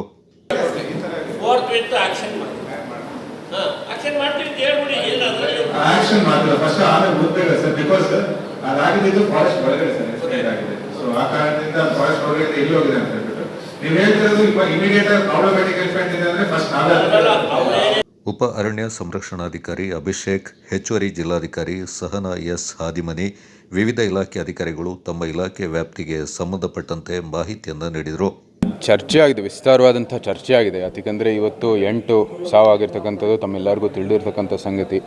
ಅಂದರೆ ದಾಳಿಗಳಾಗಿರೋದು ಸಂಖ್ಯೆನೇ ಇಲ್ಲ. ಯಾಕಂದರೆ ಎಷ್ಟೋ ಅದು ರಿಪೋರ್ಟೇ ಆಗೋಲ್ಲ. ಎಸ್ಟೇಟಲ್ಲಿ ಸುಮ್ಮನೆ ಆನೆ ನೋಡುತ್ತೆ, ಅದು ದಾಳಿಯಾಗಿ ಎಣಿಸೋದಿಲ್ಲ, ಆದರೆ ಅದು ದಾಳಿನೇ. ಏನಕ್ಕಂದರೆ ಅದು ಅಟ್ಯಾಕ್ ಮಾಡಿದ್ರೆ ಇವರು ಓಡೋಗಿದ್ರೆ ಏನು ಸಮಸ್ಯೆ ಆಗಿಲ್ಲದೆ ಇದ್ದರೆ ಸರಿ, ಆದರೆ ಅದು ಅಟ್ಯಾಕೇನೆ. ಸೊ ಇದು ಪ್ರಕರಣಗಳು ಹೆಚ್ಚಾಗ್ತಾ ಇದ್ದಾವೆ, ಆನೆ ದಾಳಿಗಳು. ಮತ್ತು ಸಾವಾಗಿರೋದು 8 ಅಧಿಕೃತವಾಗಿ ನಮಗೆ ಗೊತ್ತಿರೋ ಹಾಗೆ. ಇದು ಭಾಳ ಗಂಭೀರವಾದಂಥ ಪರಿಸ್ಥಿತಿ. ಇದು ಶಾಶ್ವತವಾದಂಥ ಪರಿಹಾರ ಬೇಕಂದರೆ ರಾಜ್ಯ, ರಾಷ್ಟ್ರ, ಜಿಲ್ಲೆ ಒಂದು ಹೊಂದಾಣಿಕೆಯಲ್ಲಿ ಇದ್ದು ಕರ್ನಾಟಕದಲ್ಲಿ, ಇದು ಬರೀ ಕೊಡಗು ಅಂತಲ್ಲ, ಸಕಲೇಶಪುರ ಅಂದರೆ ಹಾಸನ ಮತ್ತು ಚಿಕ್ಕಮಗಳೂರು, ಮೈಸೂರು ಕಡೆಯಲ್ಲೂ ಕೂಡ, ಚಾಮರಾಜನಗರದಲ್ಲೂ ಕೂಡ ಇದೆ, ಕನಕಪುರ ನಮ್ಮ ಬೆಂಗಳೂರು ದಕ್ಷಿಣ ಲೋಕಸಭಾ ಕ್ಷೇತ್ರದಲ್ಲೂ ಸಮಸ್ಯೆ ಇದೆ.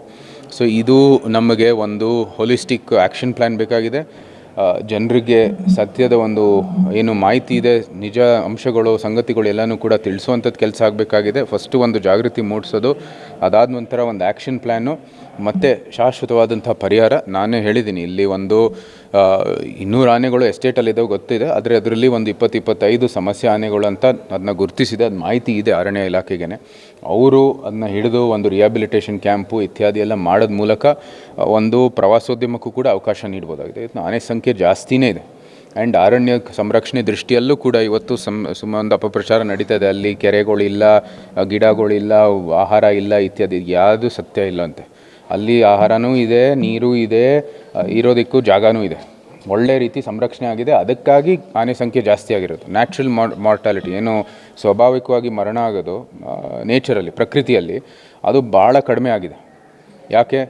ಹೆಚ್ಚು ಕೆರೆಗಳು ನಿರ್ಮಾಣ ಮಾಡಿದ್ದೀವಿ, ಹೆಚ್ಚು ಆಹಾರ ಅಂದರೆ ಅಲ್ಲಿ ಬೆಳೆಸುವಂಥದ್ದು ಮಾಡ್ತಾ ಇದ್ದೀವಿ NGOಗಳ ಮೂಲಕ.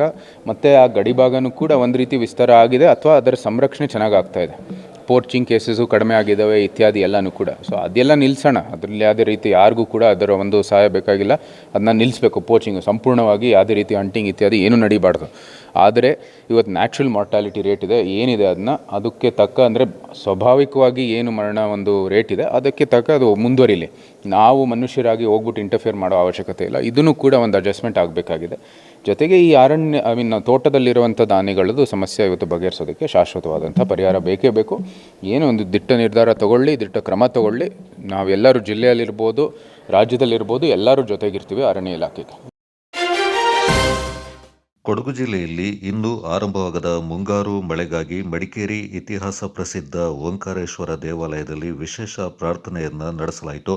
ಈ ಬಾರಿ ಮುಂಗಾರು ಮಳೆ ಸರಿಯಾದ ಸಮಯಕ್ಕೆ ಸುರಿಯದೇ ಇರೋದರಿಂದ ಆತಂಕಕ್ಕೆ ಒಳಗಾಗಿರುವ ನಾಡಿನ ಜನತೆ ಮಳೆಗಾಗಿ ದೇವರ ಮೊರೆ ಹೋಗ್ತಾ ಇದ್ದಾರೆ. ಮಳೆಗಾಗಿ ಮಡಿಕೇರಿಯ ಶ್ರೀ ಓಂಕಾರೇಶ್ವರ ದೇವಾಲಯದಲ್ಲಿ ವಿಶೇಷ ಪೂಜೆಯನ್ನು ಏರ್ಪಡಿಸಲಾಗಿತ್ತು. ಓಂಕಾರೇಶ್ವರ ದೇವಾಲಯದ ವ್ಯವಸ್ಥಾಪನಾ ಸಮಿತಿ ಅಧ್ಯಕ್ಷರಾದ ಚುಮ್ಮಿ ದೇವಯ್ಯ ಅವರ ನೇತೃತ್ವದಲ್ಲಿ ನಡೆದ ಪೂಜೆಯಲ್ಲಿ ಸಕಾಲಕ್ಕೆ ಮಳೆಯಾಗುವಂತೆ ದೇವರಲ್ಲಿ ಪ್ರಾರ್ಥನೆ ಮಾಡಲಾಯಿತು.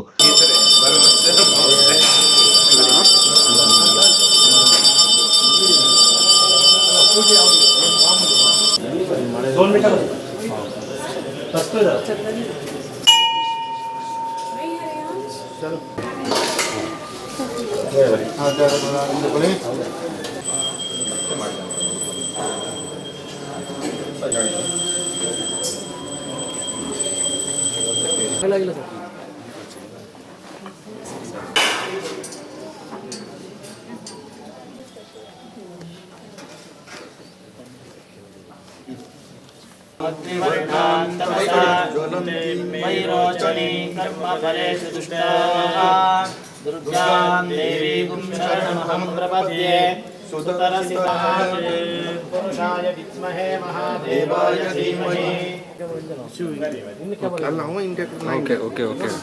गणपतिं हवामहे कविं कवीनामुपमस्तमं ज्येष्ठराजं ब्रह्मणस्पद आनशृण्वन्नमः प्रणो देवी सरस्वती वाजे बिर्वाजिनीवते ಆಗುವಂಥ ಸಾಧ್ಯತೆಗಳು ಭಗವಂತನ ದಯೆ. ಹಾಗಾಗಿ ಆ ಭಗವಾನ್ ಶಿವ ಇವತ್ತು ನಾಡಿಗೆ ಒಂದು ಅಧಿಪತಿಯಾಗಿದ್ದಾನೆ. ಗಂಗೆಯನ್ನು ಭಗೀರಥ ಭೂಮಿಗೆ ತಂದಾಗ ಆ ಗಂಗೆಯ ರಭಸವನ್ನು ತಾಳಲಿಕ್ಕೆ ಆಗದೇ ಇರುವಂಥ ಸನ್ನಿವೇಶದಲ್ಲಿ ತನ್ನ ಶಿರದಲ್ಲಿ ಗಂಗೆಯನ್ನು ತಡೆದು ಅದರ ರಭಸವನ್ನು ಕಡಿಮೆ ಮಾಡಿದಂತಹ ಮಹಾನ್ ಒಂದು ದೈವ ಶಿವ. ಇವತ್ತು ಇಲ್ಲಿ ಕಾವೇರಿ ಮಾತೆ, ಕಾವೇರಿ ಕೂಡ ಗಂಗೆಯಷ್ಟೇ ಪವಿತ್ರನು, ಕಾವೇರಿಯ ನಾಡು. ಅಗಸ್ತ್ಯೇಶ್ವರನ ಒಂದು ಸನ್ನಿಧಿಯಲ್ಲಿ ಕೂಡ ಒಂದು ಆ ಅಗಸ್ತ್ಯನ ಮೂಲಕ ಇವತ್ತು ಆ ಕಾವೇರಿ ನಮಗೆ ಈ ಜಿಲ್ಲೆಗೆ ಒದಗಿ ಬಂದಿದ್ದಾರೆ. ಇಂಥ ಓಂ ನಮಃ ಶಿವಾಯ, ಓಂ ನಮಃ ಶಿವಾಯ. ಓಂ ಸರ್ವಸ್ಯಾಪ್ತಿ ಸರ್ವಸ್ಯ ನಿತ್ಯೆ ಸರ್ವಮೇವ ತೇನಾಪ್ನೋತಿ ಸರ್ವಂ ಜಯತಿ.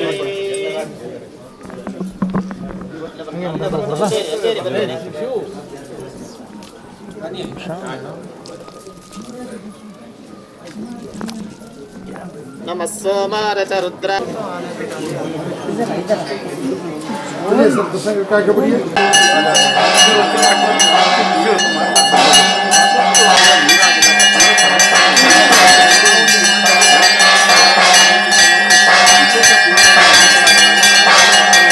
ಸಕಾಲಕ್ಕೆ ಮಳೆ ಬರುವಂತೆ ದೇವಾಲಯದಲ್ಲಿ ರುದ್ರಾಭಿಷೇಕ, ಶತರುದ್ರಾಭಿಷೇಕ, ಬಿಲ್ವ ಪತ್ರಾಭಿಷೇಕ ಪೂಜೆಯನ್ನು ನೆರವೇರಿಸಲಾಯಿತು. ಕೊಡಗಿನಲ್ಲಿ ಈ ಬಾರಿ ಮಳೆಯ ಕೊರತೆ ಕಾಣ್ತಾ ಇದ್ದು, ಇದೇ ರೀತಿ ಮುಂದುವರೆದಲ್ಲಿ ಕೆಲ ತಿಂಗಳ ನಂತರ ಜಿಲ್ಲೆಯಲ್ಲಿ ಕುಡಿಯುವ ನೀರಿಗೂ ಹಾಹಾಕಾರ ಎದುರಾಗುವ ಸಾಧ್ಯತೆ ಹೆಚ್ಚಾಗಿದೆ. ಸಮಯಕ್ಕೆ ಸರಿಯಾಗಿ ಮಳೆ ಸುರಿಯಲೆಂದು ಕೊಡಗು ಜಿಲ್ಲೆಯ ಮಡಿಕೇರಿಯ ಇತಿಹಾಸ ಪ್ರಸಿದ್ಧ ಓಂಕಾರೇಶ್ವರ ದೇವಾಲಯದಲ್ಲಿ ವಿಶೇಷ ಪೂಜೆಯನ್ನು ನೆರವೇರಿಸಲಾಗಿದೆ. ಈ ವರ್ಷ ನಾಡಿನಾದ್ಯಂತ ಬರಗಾಲದ ಛಾಯೆ ಕಂಡು ಬರ್ತಾ ಇದೆ. ಪ್ರತಿ ವರ್ಷ ಕನಿಷ್ಠ ಪಕ್ಷ ಒಂದು ಕಾಲು ಭಾಗವಾದರೂ ಮಳೆ ಬರ್ತಾ ಇತ್ತು ಜೂನ್ ತಿಂಗಳಲ್ಲಿ. ಈ ಸಲ ಇನ್ನೂ ಎಲ್ಲ ಬಿಸಿಲಿನ ವಾತಾವರಣ ಇದೆ. ಇದು ಕೇವಲ ನಮ್ಮ ಮಡಿಕೇರಿ ಅಥವಾ ಕೊಡಗು ಮಾತ್ರ ಅಲ್ಲ, ಕರ್ನಾಟಕ ಹಾಗೂ ಭಾರತಕ್ಕೆ ಇದರಿಂದ ಧಕ್ಕೆ ಆಗುವಂಥ ಒಂದು ಸನ್ನಿವೇಶ. ಯಾಕೆಂತೇಳಿದರೆ ಇವತ್ತು ಉತ್ತರ ಭಾರತದಲ್ಲಿ ಗಂಗೆ ಆಗಿದ್ದಾಳು, ದಕ್ಷಿಣ ಭಾರತದಲ್ಲಿ ಕಾವೇರಿ, ಆಕೆ ತುಂಬಿ ಹರಿದರೆ ಮಾತ್ರ ಎಲ್ಲ ಸಮಸ್ಯೆಗಳು ಪರಿಹಾರ ಆಗುತ್ತೆ. ರೈತರಿಗೆ, ಜನರಿಗೆ ಕುಡಿಯುವ ನೀರಿರ್ಬೋದು ಅಥವಾ ಕೃಷಿಗೆ ಇರ್ಬೋದು, ಎಲ್ಲದಕ್ಕೂ ಪರಿಹಾರ ಕಾವೇರಿಯ ಒಂದು ಜಲ.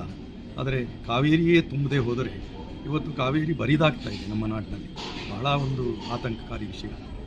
ಇನ್ನು ಸ್ವಲ್ಪ ದಿನ ಹೋದರೆ ಕುಡಿಲಿಕ್ಕೂ ಕೂಡ ಇಲ್ಲದಂಥ ಸನ್ನಿವೇಶ ಬರ್ತದೆ. ಅದರಿಂದಾಗಿ ಇವತ್ತು ಕೇವಲ ನಮ್ಮ ರಾಜ್ಯ ಮಾತ್ರ ಅಲ್ಲ, ತಮಿಳುನಾಡು ಇರ್ಬೋದು, ಕೇರಳ ಇರ್ಬೋದು, ದಕ್ಷಿಣ ಭಾರತದ ಅನೇಕ ಕಡೆ, ಮಂಡ್ಯ ಇರ್ಬೋದು, ಕರ್ನಾಟಕದಲ್ಲಿ ಮೈಸೂರು ಇರ್ಬೋದು, ಬೆಂಗಳೂರು ಇರ್ಬೋದು, ಎಲ್ಲರೂ ಕೂಡ ಕಾವೇರಿ ನದಿಯನ್ನೇ ಅವಲಂಬಿಸಿದೆ. ಆ ಮಳೆ ಬಂದರೆ ಮಾತ್ರ ಕಾವೇರಿ. ಇವತ್ತು ಮಡಿಕೇರಿ ತಾಲೂಕಿನಲ್ಲಿ ಹೆಚ್ಚಿನ ಮಳೆ ಬರ್ತಿಲ್ಲ ಅಂತ ಹೇಳಿದರೆ ಖಂಡಿತವಾಗಿ ಕಾವೇರಿ ತುಂಬೋದೇ ಇಲ್ಲ. ಕಳೆದ ಸಲ ಇಷ್ಟೊತ್ತಿಗೆ ಹಾರಂಗಿ ಕೂಡ ತುಂಬಿ ನೀರು ಬಿಡಲಾಗಿತ್ತು. ಆದರೆ ಈ ವರ್ಷ ಏನೂ ಕಾಣ್ತಾ ಇಲ್ಲ. ಹಾಗಾಗಿ ನಾವು ಅನಿವಾರ್ಯವಾಗಿ ಬೇರೆ ಏನೂ ದಾರಿ ಕಾಣೋದಿಲ್ಲ. ಯಾಕೆಂತೇಳಿದರೆ ಸಾಮಾನ್ಯವಾಗಿ ಪ್ರಕೃತಿಗೆ ಪೂರಕವಾಗದಂತೆ ಆ ಪ್ರಕೃತಿಯನ್ನು ನಿಯಂತ್ರಣ ಮಾಡುವಂಥ ಆ ದೈವೀ ಶಕ್ತಿಯನ್ನು ನಾವು ಅವಲಂಬನೆ ಮಾಡಲೇಬೇಕು. ಕೊಡಗಿನಲ್ಲಿ ಪಾಡಿ, ಉತ್ತಪ್ಪ, ತಲಕಾವೇರಿ ಕ್ಷೇತ್ರದಷ್ಟೇ ಒಂದು ಪುಣ್ಯವಾದ ಕ್ಷೇತ್ರ ಮಡಿಕೇರಿಯಲ್ಲಿ ಈ ಓಂಕಾರೇಶ್ವರ ಐತಿಹಾಸಿಕ ಲಿಂಗರಾಜನ ಕಾಲದಲ್ಲಿ ಸ್ಥಾಪನೆಗೊಂಡಂತಹ ಒಂದು ಐತಿಹಾಸಿಕ ದೇವಸ್ಥಾನ. ಇಲ್ಲಿ ಬಹಳ ವಿಶೇಷ ಶಕ್ತಿ ಇದೆ. ಹಿಂದೆಯೂ ಕೂಡ ಅನೇಕ ಸಂದರ್ಭಗಳಲ್ಲಿ ಮಳೆ ಇಲ್ಲದಿದ್ದಾಗ ಅಥವಾ ಅತಿವೃಷ್ಟಿಯಾದಾಗ ಅಥವಾ ಅನೇಕ ಸಂಕಷ್ಟಗಳ ಸಂದರ್ಭದಲ್ಲಿ ಪ್ರಾರ್ಥನೆ ಮಾಡಿರುವಂಥದ್ದು, ಅದಕ್ಕೆ ಫಲ ನೀಡಿರುವಂಥದ್ದು ಕೂಡ ನಮಗೆ ಕಂಡುಬರುತ್ತೆ. ಹಾಗಾಗಿ ನಾವು ನಮ್ಮ ಈ ಸಮಿತಿಯ ಮೂಲಕವಾದರೂ ಸಾರ್ವಜನಿಕರ, ಇಡೀ ನಾಗರಿಕರ ಪರವಾಗಿ ನಾವು ಒಂದು ಉದ್ದೇಶವನ್ನು ಇಟ್ಟುಕೊಂಡು ಇವತ್ತು ಈ ಒಂದು ಪೂಜೆಯನ್ನು, ವಿಶೇಷವಾದ ಪೂಜೆ ಮತ್ತು ಪ್ರಾರ್ಥನೆಯನ್ನು ಓಂಕಾರೇಶ್ವರದಲ್ಲಿ ಮಾಡಿದ್ದೀವಿ. ಯಾಕೆಂತೇಳಿದರೆ ಹಿಂದೆ ಎಲ್ಲ ಯಜ್ಞ ಯಾಗಾದಿಗಳನ್ನೆಲ್ಲ ಮಾಡ್ತಾಯಿದ್ವಿ. ನಾವೀಗ ಏನೂ ಇಲ್ಲ, ಕೇವಲ ಭಕ್ತಾದಿಗಳು ಬರ್ತಾರೆ, ಅವರ ಪೂಜೆಗಳನ್ನು ಮಾಡ್ಕೊಂಡು ಹೋಗ್ತಾರೆ. ಆದರೆ ಸಾರ್ವಜನಿಕರಿಗೆ, ಇಡೀ ನಾಡಿಗೆ ಪ್ರಯೋಜನ ಆಗುವಂಥ ವಿಚಾರದಲ್ಲಿ ನಾವು ಇವತ್ತು ಯೋಚನೆ ಮಾಡುವಂಥದ್ದು. ಹಾಗಾಗಿ ಸಾಮೂಹಿಕವಾದ ಒಂದು ಪ್ರಾರ್ಥನೆಯೊಂದಿಗೆ ನಮಗೆ ಒಂದು ವಿಶ್ವಾಸ ಇದೆ, ಖಂಡಿತವಾಗಿಯೂ ಮಳೆ ಬರ್ಬೋದು ಅಂತ. ನಿನ್ನೆಯೂ ಕೂಡ ಬಲಮುರಿಯಲ್ಲಿ ಪರ್ಜನ್ಯ ಜಪ ಮಾಡಿದ್ದಾರೆ. ಅದೇ ರೀತಿ ಎಲ್ಲ ದೇವಾಲಯಗಳಲ್ಲಿಯೂ ಕೂಡ ಹಿಂದೆ ದೇವಾಲಯ, ಮಸೀದಿ ಮತ್ತು ಚರ್ಚ್ಗಳಲ್ಲಿಯೂ ಕೂಡ ಪ್ರಾರ್ಥನೆಗಳನ್ನು ಮಾಡ್ತಾ ಇದ್ದಿದ್ದು ನನಗೆ ನೆನಪು, ಮಳೆ ಇಲ್ಲದ ಇದ್ದಿದ್ದ ನಾವು ಅದು ಎಲ್ಲವೂ ಈ ಕಾಲದಲ್ಲಿ ಏನಾಗಿದೆ, ಕೇವಲ ನಮ್ಮ ವೈಯಕ್ತಿಕವಾಗಿ ಮಾತ್ರ ಈ ಪ್ರಾರ್ಥನಾ ಮಂದಿರಗಳು ಅಂತಾಗಿದೆ. ವೈಯಕ್ತಿಕವಾಗಿ ನಮ್ಮ ಆಸೆ ಈಡೇರಿಗಳು. ಆದರೆ ಲೋಕ ಸರಿಯಾಗಿದ್ದರೆ, ಲೋಕವೇ ಡೊಂಕಾಗಿಬಿಟ್ರೆ ನಾವು ಜೀವಿಸಲಿಕ್ಕೆ ಕಷ್ಟ ಆದರೆ ಹೇಗೆ? ಹಾಗಾಗಿ ನಾವು ಲೋಕದ ಒಂದು ಹಿತದೃಷ್ಟಿಯಿಂದ, ಸಾರ್ವತ್ರಿಕ ಹಿತದೃಷ್ಟಿಯಿಂದ ಎಲ್ಲ ದೇವಾಲಯಗಳು, ಸಣ್ಣ ದೇವಾಲಯ ಇರ್ಬೋದು, ಅದು ಸಣ್ಣ ದೇವಾಲಯ ಅಂತಲ್ಲ, ಅಲ್ಲಲ್ಲಿ ಒಂದು ಶಕ್ತಿ ಇದ್ದೇ ಇರುತ್ತೆ. ಎಲ್ಲ ದೇವಾಲಯಗಳ ಸಮಿತಿಯವರು ಕೂಡ ಹಿಂದೆ ಸರ್ಕಾರವೇ ಈ ರೀತಿ ಪೂಜೆ ಮಾಡಲಿಕ್ಕೆ ಮುಜರಾಯಿ ಸಮಿತಿಯಿಂದ ಒಂದು ಸಲ ಆದೇಶ ಮಾಡಿತ್ತು, ಅದು ನೆನಪಿದೆ ನನಗೆ. ಹಾಗಾಗಿ ನಾವೆಲ್ಲರೂ ಕೂಡ ಈ ಒಂದು ಸಾಮೂಹಿಕ ಪ್ರಾರ್ಥನೆಯನ್ನು ಮಾಡೋಣ. ಖಂಡಿತವಾಗಿ ಆ ದೈವಿಕ ಶಕ್ತಿಗೆ ಅದು ತಲುಪುತ್ತೆ, ನಮಗೆ ಖಂಡಿತವಾಗಿ ಪ್ರಯೋಜನ ಆಗುತ್ತೆ. ನಂಬಿಕೆ ಮುಖ್ಯ ಅಂತ ಹೇಳಿ. ನಗರದ ಬೈಚನಹಳ್ಳಿ ಸಮೀಪದ ಕಾವೇರಿ ನದಿಯ ದಡದಲ್ಲಿ ನೆಲೆ ನಿಂತಿರುವ ಶ್ರೀ ಮುತ್ತಪ್ಪ ದೇವಾಲಯದ ಮುಂಭಾಗದಲ್ಲಿರುವ ನಿವೇಶನದಲ್ಲಿ ಶ್ರೀ ಮುತ್ತಪ್ಪ ಸ್ವಾಮಿ ಸೇವಾ ಟ್ರಸ್ಟ್ ವತಿಯಿಂದ ಅಂದಾಜು 50 ಲಕ್ಷ ರೂಪಾಯಿ ವೆಚ್ಚದಲ್ಲಿ ನಿರ್ಮಾಣಗೊಳ್ಳಲಿರುವ ರಂಗಮಂದಿರ ಸಮುದಾಯ ಭವನಕ್ಕೆ ಭಾನುವಾರ ಭೂಮಿ ಪೂಜೆ ನೆರವೇರಿತು.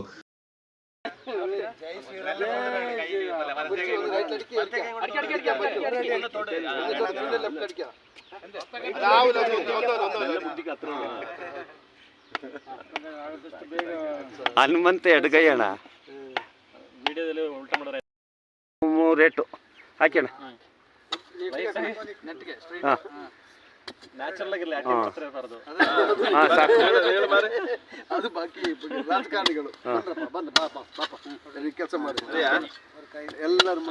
ಪ್ರಥಮ ಹಂತದಲ್ಲಿ ಸಂಸದ ಯದುವೀರ್ ಒಡೆಯರ್ ಅವರ ಸಂಸದರ ನಿಧಿಯಿಂದ 5 ಲಕ್ಷ ಅನುದಾನ ಬಿಡುಗಡೆಯಾಗಿದ್ದು, ಈ ಅನುದಾನದ ಪ್ರಥಮ ಹಂತದ ಕಾಮಗಾರಿಯ ಭೂಮಿ ಪೂಜೆಯಿಂದ ಸೇವಾ ಟ್ರಸ್ಟ್ ಅಧ್ಯಕ್ಷರಾದ ಕೆ ವರದಾ ಅವರು ಚಾಲನೆ ನೀಡಿದರು. ನಂತರ ಮಾತನಾಡಿದ ಕೆ ವರದಾ, ಶ್ರೀ ಮುತ್ತಪ್ಪ ದೇವಾಲಯದ ಮುಂಭಾಗದ ನಿವೇಶನವೊಂದ ಮುತ್ತಪ್ಪ ದೇವಾಲಯ ಸಮಿತಿ ಸದಸ್ಯರ ಹಾಗೂ ಊರಿನ ದಾನಿಗಳ ನೆರವಿನಿಂದ ನಿವೇಶನವೊಂದ ಖರೀದಿ ಮಾಡಲಾಗಿದ್ದು, ಮುತ್ತಪ್ಪ ಸ್ವಾಮಿ ದೇವಾಲಯ ಟ್ರಸ್ಟ್ ವತಿಯಿಂದ ಅಂದಾಜು 50 ಲಕ್ಷ ರೂಪಾಯಿ ವೆಚ್ಚದಲ್ಲಿ ಬಯಲು ರಂಗಮಂದಿರ ಸಮುದಾಯ ಭವನವನ್ನು ನಿರ್ಮಿಸಲು ಸಿದ್ಧತೆ ನಡೆದಿದ್ದು, ಪ್ರಥಮ ಹಂತದಲ್ಲಿ ಸಂಸದರು 5 ಲಕ್ಷ ರೂಪಾಯಿ ಅನುದಾನವನ್ನು ನೀಡಿದ್ದು, ಕಾಮಗಾರಿಗೆ ಭೂಮಿ ಪೂಜೆಯನ್ನು ನೆರವೇರಿಸಿದ್ದು, ಅದೇ ರೀತಿ ಮಡಿಕೇರಿ ಶಾಸಕರಾದ ಡಾಕ್ಟರ್ ಮಂತ್ರಗೌಡ ಅವರು ತಮ್ಮ ನಿಧಿಯಿಂದ ಅನುದಾನವನ್ನು ನೀಡುವ ಭರವಸೆ ನೀಡಿದ್ದಾರೆ. ಇನ್ನು ಉಳಿದ ಕಟ್ಟಡದ ಕಾಮಗಾರಿಗೆ ಹಣವನ್ನು ಮುತ್ತಪ್ಪ ದೇವಾಲಯದ ಸದಸ್ಯರು ಹಾಗೂ ಊರಿನ ಕೊಡುಗೈ ದಾನಿಗಳ ಮೂಲಕ ಹಣವನ್ನು ಸಂಗ್ರಹ ಮಾಡಿ ಶೀಘ್ರವಾಗಿ ಕಟ್ಟಡವನ್ನು ಪೂರ್ಣಗೊಳಿಸುವ ಮೂಲಕ ಜನಸಾಮಾನ್ಯರು ಮತ್ತು ಮಧ್ಯಮ ವರ್ಗದ ಕುಟುಂಬದವರು ನಡೆಸುವ ಶುಭ ಕಾರ್ಯಗಳಿಗೆ ಹಾಗೂ ಮದುವೆ ಮುಂತಾದ ಸಮಾರಂಭಗಳಿಗೆ ಕಡಿಮೆ ವೆಚ್ಚದಲ್ಲಿ ರಂಗಮಂದಿರ ಸಮುದಾಯ ಭವನವನ್ನು ನೀಡಲಾಗುತ್ತೆ. ಇದರಿಂದ ಕಾರ್ಯಕ್ರಮ ನಡೆಸುವ ಜನರಿಗೂ ಹಾಗೂ ಬರುವ ಆದಾಯದಿಂದ ಮುತ್ತಪ್ಪ ದೇವಾಲಯದ ಅಭಿವೃದ್ಧಿಗೂ ಸಹಕಾರಿಯಾಗಲಿದೆ ಎಂದರು. ಈ ಸಂದರ್ಭ ಟ್ರಸ್ಟ್ ಉಪಾಧ್ಯಕ್ಷ ಬೋಬಿ, ಸದಸ್ಯ ಹರೀಂದ್ರನ್, ಆಡಳಿತ ಮಂಡಳಿ ಅಧ್ಯಕ್ಷ ರಂಜಿತ್ ಕುಮಾರ್, ಸಂಚಾಲಕ ಎಂಎಸ್ ಮಡಿಕಂಠ, ಉಪಾಧ್ಯಕ್ಷ ವಿಮಲ್ ನಾಯರ್, ಕಾರ್ಯದರ್ಶಿ ವಿನು ಕಮಲ್, ಸಹ ಕಾರ್ಯದರ್ಶಿ ಸಂದೀಪ್, ಸದಸ್ಯರು ಮತ್ತಿತರ ಪ್ರಮುಖರು ಪಾಲ್ಗೊಂಡಿದ್ದರು. ಸಿದ್ದಾಪುರದ ಯುನೈಟೆಡ್ ಕೊಡಗು ಸಂಘದ ವತಿಯಿಂದ ಸಿದ್ದಾಪುರ ಪ್ರೌಢಶಾಲೆಯಲ್ಲಿ ವಿದ್ಯಾಭ್ಯಾಸ ಮಾಡುವ ಬಡ ವಿದ್ಯಾರ್ಥಿಗಳಿಗೆ ಸಮವಸ್ತ್ರ ವಿತರಣೆ ಮಾಡಲಾಯಿತು. ಈ ಸಂದರ್ಭ ಮಾತನಾಡಿದ ಸಂಘದ ಅಧ್ಯಕ್ಷ ಜಿಯಾದ್, ಸಂಘದ ವತಿಯಿಂದ ಸುಮಾರು 16 ಮಂದಿ ಬಡ ವಿದ್ಯಾರ್ಥಿಗಳನ್ನು ಗುರುತಿಸಿ ಸಮವಸ್ತ್ರ ವಿತರಣೆ ಮಾಡಲಾಗಿದ್ದು, ಮುಂದೆ ಮತ್ತಷ್ಟು ಸಾಮಾಜಿಕ ಕಾರ್ಯಗಳಲ್ಲಿ ಸಂಘಟನೆಯಿಂದ ತೊಡಗಿಸಿಕೊಳ್ಳಲಿರುವುದಾಗಿ ತಿಳಿಸಿದರು. ಪ್ರಧಾನ ಕಾರ್ಯದರ್ಶಿ ಖಲೀಲ್, ನಿರ್ದೇಶಕರಾದ ರಹೀಂ, ಮೊಹಮ್ಮದ್, ವಾಸಿಂ, ಫಾಜಿಲ್, ಸಿಯಾದ್, ಉಮರ್, ಪ್ರಭು, ಮುಸ್ತಫಾ, ಮುಖ್ಯೋಪಾಧ್ಯಾಯರಾದ ಬಾಬು ನಾಯಕ್ ಸೇರಿದಂತೆ ಮತ್ತಿತರರು ಪಾಲ್ಗೊಂಡಿದ್ದರು. ರಾಜ್ಯ ಪೊಲೀಸ್ ಇಲಾಖೆ 2025-26ನೇ ಸಾಲಿನ ಪ್ರತಿಷ್ಠಿತ ಡಿಜಿ ಮತ್ತು ಐಜಿಪಿ ಕಮೆಂಡೇಶನ್ ಡಿಸ್ಕ್ ಪ್ರಶಸ್ತಿಗೆ ಸಿದ್ದಾಪುರ ಪೊಲೀಸ್ ಠಾಣೆಯ ಠಾಣಾಧಿಕಾರಿ ಮಂಜುನಾಥ್ ಇ ಆಯ್ಕೆಗೊಂಡಿದ್ದಾರೆ.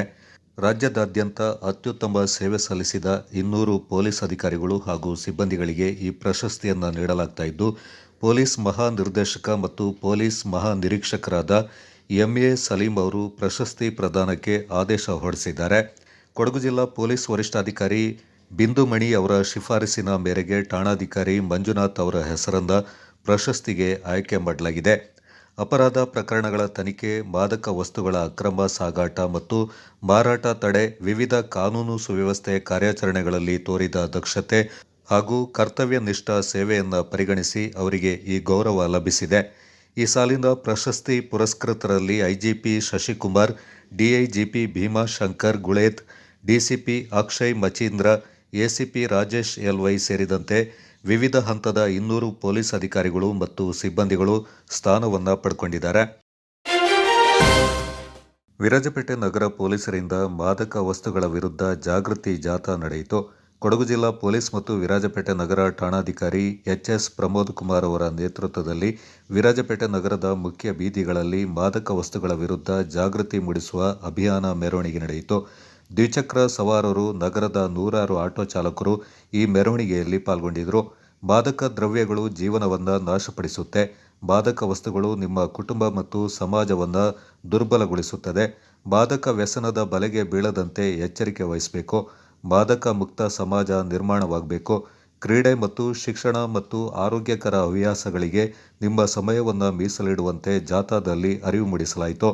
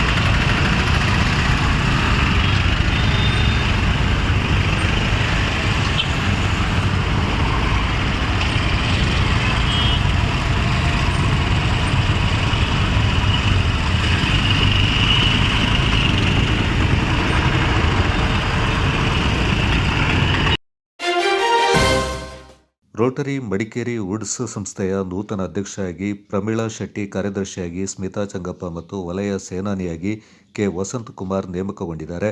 ರೋಟರಿ ವುಡ್ಸ್ ಸಂಸ್ಥೆಗೆ 5ನೇ ವರ್ಷದ ಅಧ್ಯಕ್ಷೆಯಾಗಿ ಪ್ರಮೀಳಾ ಶೆಟ್ಟಿ, ಕಾರ್ಯದರ್ಶಿಯಾಗಿ ಸ್ಮಿತಾ ಚಂಗಪ್ಪ ಆಯ್ಕೆ ಮೂಲಕ ರೋಟರಿ ವುಡ್ಸ್ ಮೊದಲ ಬಾರಿಗೆ ಮಹಿಳಾ ಅಧ್ಯಕ್ಷೆ, ಕಾರ್ಯದರ್ಶಿಯನ್ನು ಪಡೆದುಕೊಂಡ ಹಿರಿಮೆಗೆ ಪಾತ್ರವಾಗಿದೆ. ರೋಟರಿ ವುಡ್ಸ್ ಮತ್ತು ಆಲೂರು ಸಿದ್ದಾಪುರ ರೋಟರಿ ಸಂಸ್ಥೆಗಳಿಗೆ ರೋಟರಿ ವುಡ್ಸ್ ಮಾಜಿ ಅಧ್ಯಕ್ಷ ಕೆ ವಸಂತ್ ಕುಮಾರ್ ವಲಯ ಸೇನಾನಿಯಾಗಿ ಆಯ್ಕೆಯಾಗಿದ್ದಾರೆ. ನೂತನ ಅಧ್ಯಕ್ಷ, ಕಾರ್ಯದರ್ಶಿ ಹಾಗೂ ಆಡಳಿತ ಮಂಡಳಿ ನಿರ್ದೇಶಕರಿಗೆ ಪದಗ್ರಹಣ ಸಮಾರಂಭ ಜೂನ್ 27ರಂದು ಮಡಿಕೇರಿ ಕೊಡವ ಸಮಾಜದಲ್ಲಿ ಆಯೋಜಿತಗೊಂಡಿದೆ. ಜಿಲ್ಲಾ ಆರೋಗ್ಯ ಮತ್ತು ಕುಟುಂಬ ಕಲ್ಯಾಣ ಇಲಾಖೆಯ ಕ್ಷಯರೋಗ ವಿಭಾಗದಿಂದ ಪಾಲಿಬೆಟ್ಟ ಟಾಟಾ ಕಂಪನಿ ಲಿಮಿಟೆಡ್ ಪಾಲಿಬೆಟ್ಟ ಕ್ಯಾಂಪೇನ್ನಲ್ಲಿ ರಾಷ್ಟ್ರೀಯ ಕ್ಷಯರೋಗ ನಿರ್ಮೂಲನಾ ಕಾರ್ಯಕ್ರಮದಡಿಯಲ್ಲಿ 100 ದಿನಗಳ ಕ್ಷಯಮುಕ್ತ ಅಭಿಯಾನ ಸಂಬಂಧ ಮಂಗಳವಾರ ಶಿಬಿರ ನಡೆಯಿತು. ಕ್ಷಯ ಗುರುತಿಸುವ ಸಂಬಂಧ ಕಫ ಸಂಗ್ರಹಣೆ ಹಾಗೂ ಹ್ಯಾಂಡ್ ಹೆಲ್ತ್ ಎಕ್ಸ್ರೇ ಅಂದರೆ ಕ್ಷಯ ರೋಗಾಣುಗಳು, ಸೋಂಕಿತ ವ್ಯಕ್ತಿಯು ಕೆಮ್ಮಿದಾಗ ಹೊರಬಂದ ರೋಗಾಣುಗಳು ಗಾಳಿಯ ಮೂಲಕ ಆರೋಗ್ಯವಂತ ವ್ಯಕ್ತಿಯ ಮೂಗು ಮತ್ತು ಬಾಯಿಯ ಮೂಲಕ ಶ್ವಾಸಕೋಶ ಕ್ಷಯ ಪ್ರವೇಶ ಮಾಡಿ ಸೋಂಕುಂಟು ಮಾಡುತ್ತದೆ. ಸೋಂಕನ್ನು ಪ್ರಾರಂಭಿಕ ಹಂತದಲ್ಲಿ ಗುರುತಿಸುವ ಒಂದು ಸುಲಭ ವಿಧಾನ ಹಾಗೂ ಸೋಂಕುಳ್ಳ ವ್ಯಕ್ತಿ ಆರೋಗ್ಯ ಸಂಸ್ಥೆಯಲ್ಲಿ ತಲುಪದೆ ವ್ಯಕ್ತಿಯ ವಾಸಸ್ಥಳ ಅಥವಾ ಅನುಕೂಲವಾಗುವ ನಿಗದಿತ ಜಾಗದಲ್ಲೇ ಎಕ್ಸ್ರೇ ಮಾಡಿಸುವ ಕ್ಷಯ ಗುರುತಿಸುವ ವಿಧಾನವಾಗಿದೆ. ಶಿಬಿರದಲ್ಲಿ hand health x-ray, sickle cell ಪರೀಕ್ಷೆ ಮಾಡಲಾಯಿತು. ಕಾರ್ಯಕ್ರಮದಲ್ಲಿ ಆಡಳಿತ ವೈದ್ಯಾಧಿಕಾರಿ ಡಾಕ್ಟರ್ ಶಿವಪ್ಪ ಹಾಗೂ ಟಾಟಾ ಕಂಪನಿಯ RIHP ವೈದ್ಯಾಧಿಕಾರಿಗಳಾದ ಡಾಕ್ಟರ್ ಚಂದ್ರು ಅವರು ಎಲ್ಲ ರಾಷ್ಟ್ರೀಯ ಕಾರ್ಯಕ್ರಮಗಳ ಸಂಬಂಧ ಹಾಗೂ ಕ್ಷಯರೋಗ ಕಾರ್ಯಕ್ರಮ 100 ದಿನಗಳ ಅಭಿಯಾನ ಸಂಬಂಧ ಮಾಹಿತಿಯನ್ನು ನೀಡಿದರು. ಜಿಲ್ಲಾ ಕಾನೂನು ಸೇವೆಗಳ ಪ್ರಾಧಿಕಾರ, ವಕೀಲರ ಸಂಘ, ಸರ್ಕಾರಿ ಅಭಿಯೋಜನಾ ಇಲಾಖೆ ಮತ್ತು ಜಿಲ್ಲಾ ಆಯುಷ್ ಇಲಾಖೆ ಸಂಯುಕ್ತಾಶ್ರಯದಲ್ಲಿ ನಗರದ ನ್ಯಾಯಾಲಯದ ಸಂಕೀರ್ಣದಲ್ಲಿ ಆರೋಗ್ಯ ವಯೋವೃದ್ಧಿಗಾಗಿ ಯೋಗ ಎಂಬ ಘೋಷವಾಕ್ಯದೊಂದಿಗೆ 12ನೇ ಅಂತಾರಾಷ್ಟ್ರೀಯ ಯೋಗ ದಿನಾಚರಣೆಯನ್ನು ಆಚರಣೆ ಮಾಡಲಾಯಿತು. ಕೌಟುಂಬಿಕ ನ್ಯಾಯಾಲಯದ ಪ್ರಧಾನ ನ್ಯಾಯಾಧೀಶರು ಮತ್ತು ಜಿಲ್ಲಾ ಕಾನೂನು ಸೇವಾ ಪ್ರಾಧಿಕಾರದ ಅಧ್ಯಕ್ಷರಾದ CK ಬಸವರಾಜ್ ಅವರು ಮಾತನಾಡಿ, ಯೋಗ ಮತ್ತು ಧ್ಯಾನ ಮನುಷ್ಯನ ಜೀವನಕ್ಕೆ ಮುಖ್ಯವಾಗಿದೆ. ದಿನನಿತ್ಯ ಒತ್ತಡದ ಬದುಕಿನಲ್ಲಿರುವ ನಮಗೆ ಯೋಗ ಅವಶ್ಯಕವಾಗಿದೆ. ಇದು ಇಂದಿಗೆ ಸೀಮಿತವಾಗದೆ ಪ್ರತಿದಿನ ಯೋಗಾಭ್ಯಾಸ ಮುಖ್ಯ ಎಂದರು. ಹಿರಿಯ ಸಿವಿಲ್ ನ್ಯಾಯಾಧೀಶರು ಮತ್ತು ಜಿಲ್ಲಾ ಕಾನೂನು ಸೇವೆಗಳ ಪ್ರಾಧಿಕಾರದ ಸದಸ್ಯ ಕಾರ್ಯದರ್ಶಿ ಶುಭಾ ಅವರು ಮಾತನಾಡಿ, ಮಾನಸಿಕ ಮತ್ತು ದೈಹಿಕ ಆರೋಗ್ಯವೇ ನಿಜವಾದ ಆರೋಗ್ಯ. ಒತ್ತಡ, ಕೋಪದ ನಿಗ್ರಹಕ್ಕೆ ಯೋಗ ಅವಶ್ಯಕ. ಅನಾರೋಗ್ಯ ಮುಕ್ತ ಜೀವನ ಆಗಬೇಕೆಂದರು. ಜೀವನದ ಪ್ರಮುಖ 10 ಸೂತ್ರಗಳ ಬಗ್ಗೆ ಮಾಹಿತಿಯನ್ನು ನೀಡಿದರು. ಮಡಿಕೇರಿ ವಕೀಲರ ಸಂಘದ ಅಧ್ಯಕ್ಷರಾದ ಸಿಟಿ ಜೋಸೆಫ್ ಅವರು ಮಾತನಾಡಿ, ಯೋಗ ಅಂದರೆ ವಿಶ್ವಕ್ಕೆ ಭಾರತ ನೀಡಿದ ಕೊಡುಗೆ. ಪ್ರಾಚೀನ ಕಾಲದಿಂದ ಯೋಗವೂ ಇತ್ತು. ಪ್ರತಿದಿನದ ಅಭ್ಯಾಸ ದೇಹಾರೋಗ್ಯಕ್ಕೆ ಮುಖ್ಯ ಎಂದರು. ಪ್ರತಿದಿನ ಇದಕ್ಕಾಗಿ ನಾವು ಸಮಯವನ್ನು ಮೀಸಲಿಡಬೇಕೆಂದರು. ತೆರಿಗೆ ಇಲಾಖೆಯ ದಂಡ ಬಾಕಿ ಹಾಗೂ ಪೊಲೀಸ್ ಇಲಾಖೆಯ ಇ-ಚಲನ್ ಮೂಲಕ ದಾಖಲಾಗಿರುವ ಸಂಚಾರ ನಿಯಮ ಉಲ್ಲಂಘನೆ ಪ್ರಕರಣಗಳ ದಂಡ ಪಾವತಿಗೆ ರಾಜ್ಯ ಸರ್ಕಾರ ಶೇಕಡಾ 50ರಷ್ಟು ರಿಯಾಯಿತಿಯನ್ನು ಘೋಷಣೆ ಮಾಡಿದ್ದು, ಜುಲೈ 10ರವರೆಗೆ ನಡೆಯಲಿರುವ ಅಭಿಯಾನವನ್ನು ವಾಹನ ಸವಾರರು ಸದುಪಯೋಗ ಪಡಿಸಿಕೊಳ್ಳುವಂತೆ ಹಿರಿಯ ಸಿವಿಲ್ ನ್ಯಾಯಾಧೀಶರು ಹಾಗೂ ಕೊಡಗು ಜಿಲ್ಲಾ ಕಾನೂನು ಸೇವಾ ಪ್ರಾಧಿಕಾರದ ಸದಸ್ಯ ಕಾರ್ಯದರ್ಶಿ ಶುಭಾ ಅವರು ಹೇಳಿದ್ದಾರೆ. ನಗರದ ಜಿಲ್ಲಾ ನ್ಯಾಯಾಲಯದಲ್ಲಿ ನಡೆದ 1991ರಿಂದ 2027ರ ಅವಧಿಯಲ್ಲಿ ದಾಖಲಾಗಿ ಪಾವತಿಗೆ ಬಾಕಿ ಇರುವ ಪ್ರಕರಣಗಳ ಮೊತ್ತದಲ್ಲಿ ಶೇಕಡಾ 50ರಷ್ಟು ರಿಯಾಯಿತಿ ನೀಡಿ ಪ್ರಕರಣ ಇತ್ಯರ್ಥಪಡಿಸುವ ಅಭಿಯಾನಕ್ಕೆ ಚಾಲನೆ ನೀಡಿ ಅವರು ಮಾತನಾಡಿದರು. ಕರ್ನಾಟಕ ಸರ್ಕಾರ ಸಾರಿಗೆ ಇಲಾಖೆ ಮತ್ತು ಸಂಚಾರ ಪೊಲೀಸ್ ಇಲಾಖೆಯಲ್ಲಿ ಬಾಕಿ ಇರುವ ವಾಹನಗಳ ದಂಡದ ಮೊತ್ತದ ಮೇಲೆ ಶೇಕಡಾ 50ರಷ್ಟು ರಿಯಾಯಿತಿ ಘೋಷಿಸಿದೆ. ವಾಹನ ಸವಾರರು ತಮ್ಮ ಮೇಲಿರುವ ದಂಡದ ಹೊರೆಯನ್ನು ಅರ್ಧದಷ್ಟು ಕಡಿಮೆ ಮಾಡಿಕೊಳ್ಳಲು ಜೂನ್ 21ರಿಂದ ಜುಲೈ 10ರವರೆಗೆ ಅವಕಾಶ ಕಲ್ಪಿಸಿದೆ. ಹಳೆಯ ಪ್ರಕರಣವನ್ನು ವಿಲೇವಾರಿ ಮಾಡುವ ಉದ್ದೇಶದಿಂದ ಸರ್ಕಾರವೇ ರಿಯಾಯಿತಿ ನೀಡಿದ್ದು, ಯಾರೂ ಕೂಡ ಭಯಪಡದೆ ಇದರ ಪ್ರಯೋಜನವನ್ನು ಪಡೆದುಕೊಳ್ಳಬೇಕೆಂದರು. ಫುಟ್ಬಾಲ್ ಜಗತ್ತಿನ ಅತ್ಯಂತ ಪ್ರಸಿದ್ಧ ಕ್ರೀಡೆಯಾಗಿದ್ದು, ಕ್ರೀಡೆಗೆ ಜಾತಿ, ಧರ್ಮ, ಜನಾಂಗ ಎಲ್ಲವನ್ನ ಮೀರಿ ಎಲ್ಲರನ್ನ ಒಂದೆಡೆ ಸೇರಿಸುವ ಶಕ್ತಿ ಇದೆ ಎಂದು ವಿರಾಜಪೇಟೆ ಶಾಸಕ ಎಸ್ ಪೊನ್ನಣ್ಣ ಅಭಿಪ್ರಾಯಪಟ್ಟಿದ್ದಾರೆ. ಅಮ್ಮತ್ತಿಯಲ್ಲಿ ಮಿಲನ್ಸ್ ಫುಟ್ಬಾಲ್ ಕ್ಲಬ್ ಹಾಗೂ ಕೊಡಗು ಜಿಲ್ಲಾ ಫುಟ್ಬಾಲ್ ಅಸೋಸಿಯೇಷನ್ ಹಮ್ಮಿಕೊಂಡಿದ್ದ ಫಿಫಾ ಫ್ಯಾನ್ಸ್ ಫೀಸ್ಟಾ ಕಾರ್ಯಕ್ರಮದಲ್ಲಿ ಪಾಲ್ಗೊಂಡು ಅವರು ಮಾತನಾಡಿದರು. ಫುಟ್ಬಾಲ್ ಆಟಕ್ಕೆ ವಿಶ್ವದಲ್ಲಿ ಅತಿ ಹೆಚ್ಚು ಅಭಿಮಾನಿಗಳು ಹೊಂದಿದ್ದಾರೆ. ವಿಶ್ವದಲ್ಲಿ ಇದೀಗ ಫಿಫಾ ವರ್ಲ್ಡ್ ಕಪ್ ನಡೀತಾ ಇದೆ. ಕೊಡಗು ಜಿಲ್ಲೆಯಲ್ಲಿ ಕೂಡ ವಿವಿಧ ದೇಶಗಳ ಆಟಗಾರರಿಗೆ ಬೆಂಬಲಿಸಿ ಶುಭ ಕೋರಲಾಗಿದೆ. ವಿಶೇಷವಾಗಿ ಅಮ್ಮತ್ತಿಯಲ್ಲಿ ಎಲ್ಲ ತಂಡಗಳ ಆಟಗಾರರ ಬ್ಯಾನರ್ ಹಾಕುವ ಮೂಲಕ ಹಬ್ಬದ ವಾತಾವರಣವನ್ನು ನಿರ್ಮಿಸಿದ್ದು ಸಂತೋಷದ ವಿಷಯ. ಸಣ್ಣ ಮಕ್ಕಳು ಕೂಡ ಫಿಫಾ ವರ್ಲ್ಡ್ ಕಪ್ ಕ್ರೇಜ್ನಲ್ಲಿದ್ದಾರೆ. ಮಿಲನ್ಸ್ ಫುಟ್ಬಾಲ್ ಕ್ಲಬ್ ರಾಷ್ಟ್ರ ಫುಟ್ಬಾಲ್ ಪಂದ್ಯಾವಳಿಯನ್ನು ಈ ಹಿಂದೆ ಅಂತಾರಾಷ್ಟ್ರೀಯ ಗುಣಮಟ್ಟದಲ್ಲಿ ಏರ್ಪಡಿಸಿದ್ರು. ಫಿಫಾ ಫ್ಯಾನ್ಸ್ ಫೀಸ್ಟಾ ಕಾರ್ಯಕ್ರಮವನ್ನು ನೋಡುವಾಗ ಫುಟ್ಬಾಲ್ ನೋಡಿದಂತಹ ಅನುಭವ ಆಗ್ತಾ ಇದೆ ಎಂದರು. ಕೊಡಗು ಜಿಲ್ಲೆಯಲ್ಲಿ ಅತ್ಯುತ್ತಮ ಫುಟ್ಬಾಲ್ ಆಟಗಾರರಿದ್ದಾರೆ. ವಿಶೇಷವಾಗಿ ಅಮ್ಮತ್ತಿ ಭಾಗದಲ್ಲಿ ಉತ್ತಮ ಫುಟ್ಬಾಲ್ ಆಟಗಾರರಿದ್ದು, ಮುಂದಿನ ದಿನಗಳಲ್ಲಿ ಇದೇ ಭಾಗದಲ್ಲಿ ಖಂಡಿತವಾಗಿ ಅಂತಾರಾಷ್ಟ್ರೀಯ ಗುಣಮಟ್ಟದ ಫುಟ್ಬಾಲ್ ಆಟದ ಮೈದಾನವನ್ನು ನಿರ್ಮಾಣ ಮಾಡ್ತೇವೆ ಅಂತ ಶಾಸಕ ಎಸ್ ಪೊನ್ನಣ್ಣ ಅವರು ಭರವಸೆ ನೀಡಿದರು. ಇತ್ತೀಚಿನ ದಿನಗಳಲ್ಲಿ ಭಾರತದಲ್ಲಿ ಕೂಡ ಫುಟ್ಬಾಲ್ ಕ್ರೀಡೆಗೆ ಹೆಚ್ಚು ಬೆಂಬಲ ವ್ಯಕ್ತವಾಗ್ತಾ ಇದೆ. ಯುವಕರು ಫುಟ್ಬಾಲ್ ಕ್ರೀಡೆಯತ್ತ ಆಸಕ್ತಿ ತೋರ್ತಾ ಇದ್ದಾರೆ. ಭವಿಷ್ಯದಲ್ಲಿ ಭಾರತ ತಂಡ ಕೂಡ ಫಿಫಾ ವರ್ಲ್ಡ್ ಕಪ್ನಲ್ಲಿ ಭಾಗವಹಿಸುವ ವಿಶ್ವಾಸವನ್ನು ಹೊಂದಿದ್ದೇನೆ. ತಾನು ಬ್ರೆಜಿಲ್ ತಂಡದ ಅಭಿಮಾನಿಯಾಗಿದ್ದು ಬ್ರೆಜಿಲ್ ಫುಟ್ಬಾಲ್ ತಂಡವನ್ನು ಹೆಚ್ಚು ಇಷ್ಟಪಡ್ತೇನೆ. ಆದರೆ ಅಮ್ಮತ್ತಿಯಲ್ಲಿ ನೋಡಿದರೆ ಸಣ್ಣ ಮಕ್ಕಳು ಕೂಡ ಅರ್ಜೆಂಟೀನಾ ತಂಡದ ಜೆರ್ಸಿ ಹಾಕಿದ್ದಾರೆ ಅಂತ ಶಾಸಕ ಎಸ್ ಪೊನ್ನಣ್ಣ ಹೇಳಿದರು. ಈ ಫುಟ್ಬಾಲ್ ಇಸ್ ಸಾಕರ್ ಇದೆ. ಅದರಿಂದ ನೀವು ಅಮ್ಮತ್ತಿನ ಭಾಗದಲ್ಲಿ ಜಾಸ್ತಿ ಫುಟ್ಬಾಲ್ ಕಡೆ, ಸಾಕರ್ ಕಡೆ ಗಮನ ಹರಿಸಿ ಆಡಿದ್ದೀರಿ. ಭಾಳ ದೊಡ್ಡ ಒಳ್ಳೆ ತಂಡಗಳು ಕೂಡ ಇದೆ. ನಿಮ್ಮಿಂದ ದೇಶವನ್ನು, ರಾಜ್ಯವನ್ನು ಪ್ರತಿನಿಧಿಸುವಂಥ ಕ್ರೀಡಾಪಟುಗಳು ಬರಲಿ. ನಮ್ಮ ನಾಗೇಶ್ ಅವರು ಕ್ರೀಡೆ ವಿಚಾರದಲ್ಲಿ ಹೆಚ್ಚು ಆಸಕ್ತಿ ಅವರಿಗೆ. ಎಲ್ಲಿ ಯಾವ ಕಾರ್ಯಕ್ರಮಕ್ಕೆ ಹೋದರೂ ಕ್ರೀಡಾ ಮೈದಾನ ಅಂಥದ್ದು ಯಾವ್ದಾದ್ರು ಒಂದು ಬೇಡಿಕೆ ಇಟ್ಟೇ ಇರ್ತಾರೆ. ಅದಕ್ಕೆ ಇಲ್ಲಿಗೆ ಖಂಡಿತವಾಗಿ ಬೇಕು. ಈ ಶಾಲಾ ಮೈದಾನವನ್ನು ನಾನು ನಮ್ಮ ಫುಟ್ಬಾಲ್ ಅಸೋಸಿಯೇಷನ್ ಅಧ್ಯಕ್ಷರು ಎನ್ ಎ ಹರೀಶ್ ಶಾಸಕರು ಅವರು ಕೂಡ ಮುಂದೆ ಬಂದು ನಾನು ಮಾಡ್ತೀನಿ ಅಂತ ಒಪ್ಕೊಂಡಿದ್ರು. ಆದರೆ ಇಲ್ಲಿಯ ಆಡಳಿತದವರು ಒಪ್ಪಲಿಲ್ಲ ಇರಲಿಕ್ಕೆ. ಖಂಡಿತವಾಗಿ ಮುಂದಿನ ದಿನಗಳಲ್ಲಿ ಒಂದು ಮೈದಾನವನ್ನು ಗುರುತಿಸಿ ಅಲ್ಲಿ ಅಂತಾರಾಷ್ಟ್ರೀಯ ಮಟ್ಟದ ಫುಟ್ಬಾಲ್ ಮೈದಾನವಾಗಿ ಮಾಡುವಂಥದ್ದು ಖಚಿತ. ಸ್ವಲ್ಪ ಸಮಯ ಕೊಡಿ. ಎಲ್ಲರಿಗೂ ಕೂಡ ಸೊ ಆ ರೀತಿಯಾಗಿ ಅದನ್ನು ನೆನಪು ಮಾಡಿದ್ದೀರ ತಾವೆಲ್ಲ ಕೂಡ. ಅಮ್ಮತ್ತಿನಲ್ಲಿ ಇವತ್ತು ಈ ರೀತಿಯಾಗಿ ಎಲ್ಲ ಫ್ಲೆಕ್ಸ್ಗಳನ್ನು ಹಾಕಿ ನಿಮ್ಮ ಅಭಿಮಾನವನ್ನು ವಿವಿಧ ದೇಶಗಳ ಫುಟ್ಬಾಲ್ ತಂಡಕ್ಕೆ ತೋರಿಸ್ತಾ ಇದ್ದೀರಾ. ನಿಮಗೆ ಬ್ರೆಜಿಲ್ ಕಂಡ್ರೆ ಇಷ್ಟ.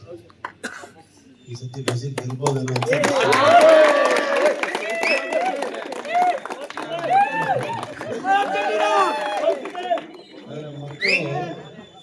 ಸಣ್ಣ ಮಕ್ಕಳೆಲ್ಲ ಅರ್ಜೆಂಟೀನಾ ಗೆದ್ರು ಕೂಡ ಸಂತೋಷ ಇದೆ. ಎಲ್ಲ ಅವರ ಟಿ ಶರ್ಟ್ ಹಾಕಿ ಭಾಳ ಚೆನ್ನಾಗಿದೆ, ಭಾಳ ಸಂತೋಷ ಆಯಿತು. ಕ್ರೀಡೆಯಲ್ಲಿ ಒಂದು ಭಾಳ ಶಕ್ತಿ ಇದೆ. ಎಲ್ಲವನ್ನ ಭೇದ ಭಾವಗಳನ್ನು ಮರೆತು ಎಲ್ಲರ ಜೊತೆಗೆ ಬೆರೆಯುವಂಥ ವಾತಾವರಣ ನಿರ್ಮಾಣ ಮಾಡುವಂಥ ಶಕ್ತಿ ಕ್ರೀಡೆಯಲ್ಲಿದೆ. ಶಾಸಕ ಎಸ್ ಪೊನ್ನಣ್ಣ ಅವರಿಗೆ ಮಿಲನ್ಸ್ ಫುಟ್ಬಾಲ್ ಕ್ಲಬ್ ಅಧ್ಯಕ್ಷರಾದ ಲಿಜೇಶ್ ಅಂಬತ್ತಿ ಅವರು ಅರ್ಜೆಂಟೀನಾ ಫುಟ್ಬಾಲ್ ತಂಡದ ಜೆರ್ಸಿ ಕೊಡುಗೆಯಾಗಿ ನೀಡಿದರು. ದೈಹಿಕ ಶಿಕ್ಷಕ ಅರುಣ್ ಅವರು ಶಾಸಕರಿಗೆ ಅರ್ಜೆಂಟೀನಾ ತಂಡದ ಲೋಗೋ ಇರುವ ಕ್ಯಾಪ್ ಅನ್ನು ನೀಡಿದರು. ಮಿಲನ್ಸ್ ಫುಟ್ಬಾಲ್ ಕ್ಲಬ್ ಅಂಬತ್ತಿ ಆಶ್ರಯದಲ್ಲಿ ಅಂಬತ್ತಿ ಭಾಗದಲ್ಲಿ ಫಿಫಾ ವರ್ಲ್ಡ್ ಕಪ್ ಚಾಂಪಿಯನ್ ಪ್ರಶಸ್ತಿಯಿಂದ ಅಲಂಕರಿಸುವ ತಂಡವನ್ನು ಸರಿಯಾಗಿ ಪ್ರಿಡಿಕ್ಷನ್ ಮಾಡುವ ಫುಟ್ಬಾಲ್ ಅಭಿಮಾನಿಗಳಿಗೆ ಶಾಸಕ ಎಸ್ ಪೊನ್ನಣ್ಣ ಅವರು ಸಹಿ ಮಾಡಿರುವ ಬಾಲನ್ನು ನೀಡಲು ತೀರ್ಮಾನಿಸಿದ್ದಾರೆ. ಕಾರ್ಯಕ್ರಮದಲ್ಲಿ ಶಾಸಕ ಎಸ್ ಪೊನ್ನಣ್ಣ ಅವರು ಫುಟ್ಬಾಲ್ಗೆ ಸಹಿ ಮಾಡಿದರು.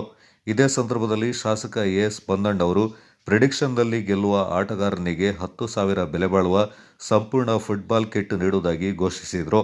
ಕಾರ್ಯಕ್ರಮವನ್ನು ಕೊಡಗು ಜಿಲ್ಲಾ ಫುಟ್ಬಾಲ್ ಅಸೋಸಿಯೇಷನ್ ಕಾರ್ಯದರ್ಶಿ PA ನಾಗೇಶ್ ನಿರೂಪಿಸಿ ದೈಹಿಕ ಶಿಕ್ಷಕ ಅರುಣ್ ಅವರು ಸ್ವಾಗತಿಸಿದರು. ಈ ಸಂದರ್ಭ ವಿರಾಜಪೇಟೆ ತಾಲೂಕು ಗ್ಯಾರಂಟಿ ಅನುಷ್ಠಾನ ಸಮಿತಿ ಅಧ್ಯಕ್ಷರಾದ ಜಾನ್ಸನ್, ತಾಲೂಕ್ ಪಂಚಾಯತ್ನ ಮಾಜಿ ಸದಸ್ಯ ಅಪ್ಪು ರವೀಂದ್ರ, ಕೊಡಗು ಜಿಲ್ಲಾ ಫುಟ್ಬಾಲ್ ಅಸೋಸಿಯೇಷನ್ ಅಧ್ಯಕ್ಷ ಪಾಣತ್ತಲೆ ಜಗದೀಶ್ ಮಂದಪ್ಪ, ಮಿಲನ್ಸ್ ಫುಟ್ಬಾಲ್ ಕ್ಲಬ್ ಅಧ್ಯಕ್ಷ ಲಿಜೇಶ್, ಸಮಾಜ ಸೇವಕರಾದ ಚೋಕಂಡ ಸಂಜು ಸುಬ್ಬಯ್ಯ, ಗ್ರಾಮ ಪಂಚಾಯತ್ನ ಮಾಜಿ ಸದಸ್ಯ ಹಂಸ ಹಾಗೂ ಮಿಲನ್ಸ್ ಫುಟ್ಬಾಲ್ ಕ್ಲಬ್ ಪದಾಧಿಕಾರಿಗಳು ಸದಸ್ಯರು ಪಾಲ್ಗೊಂಡಿದ್ದರು.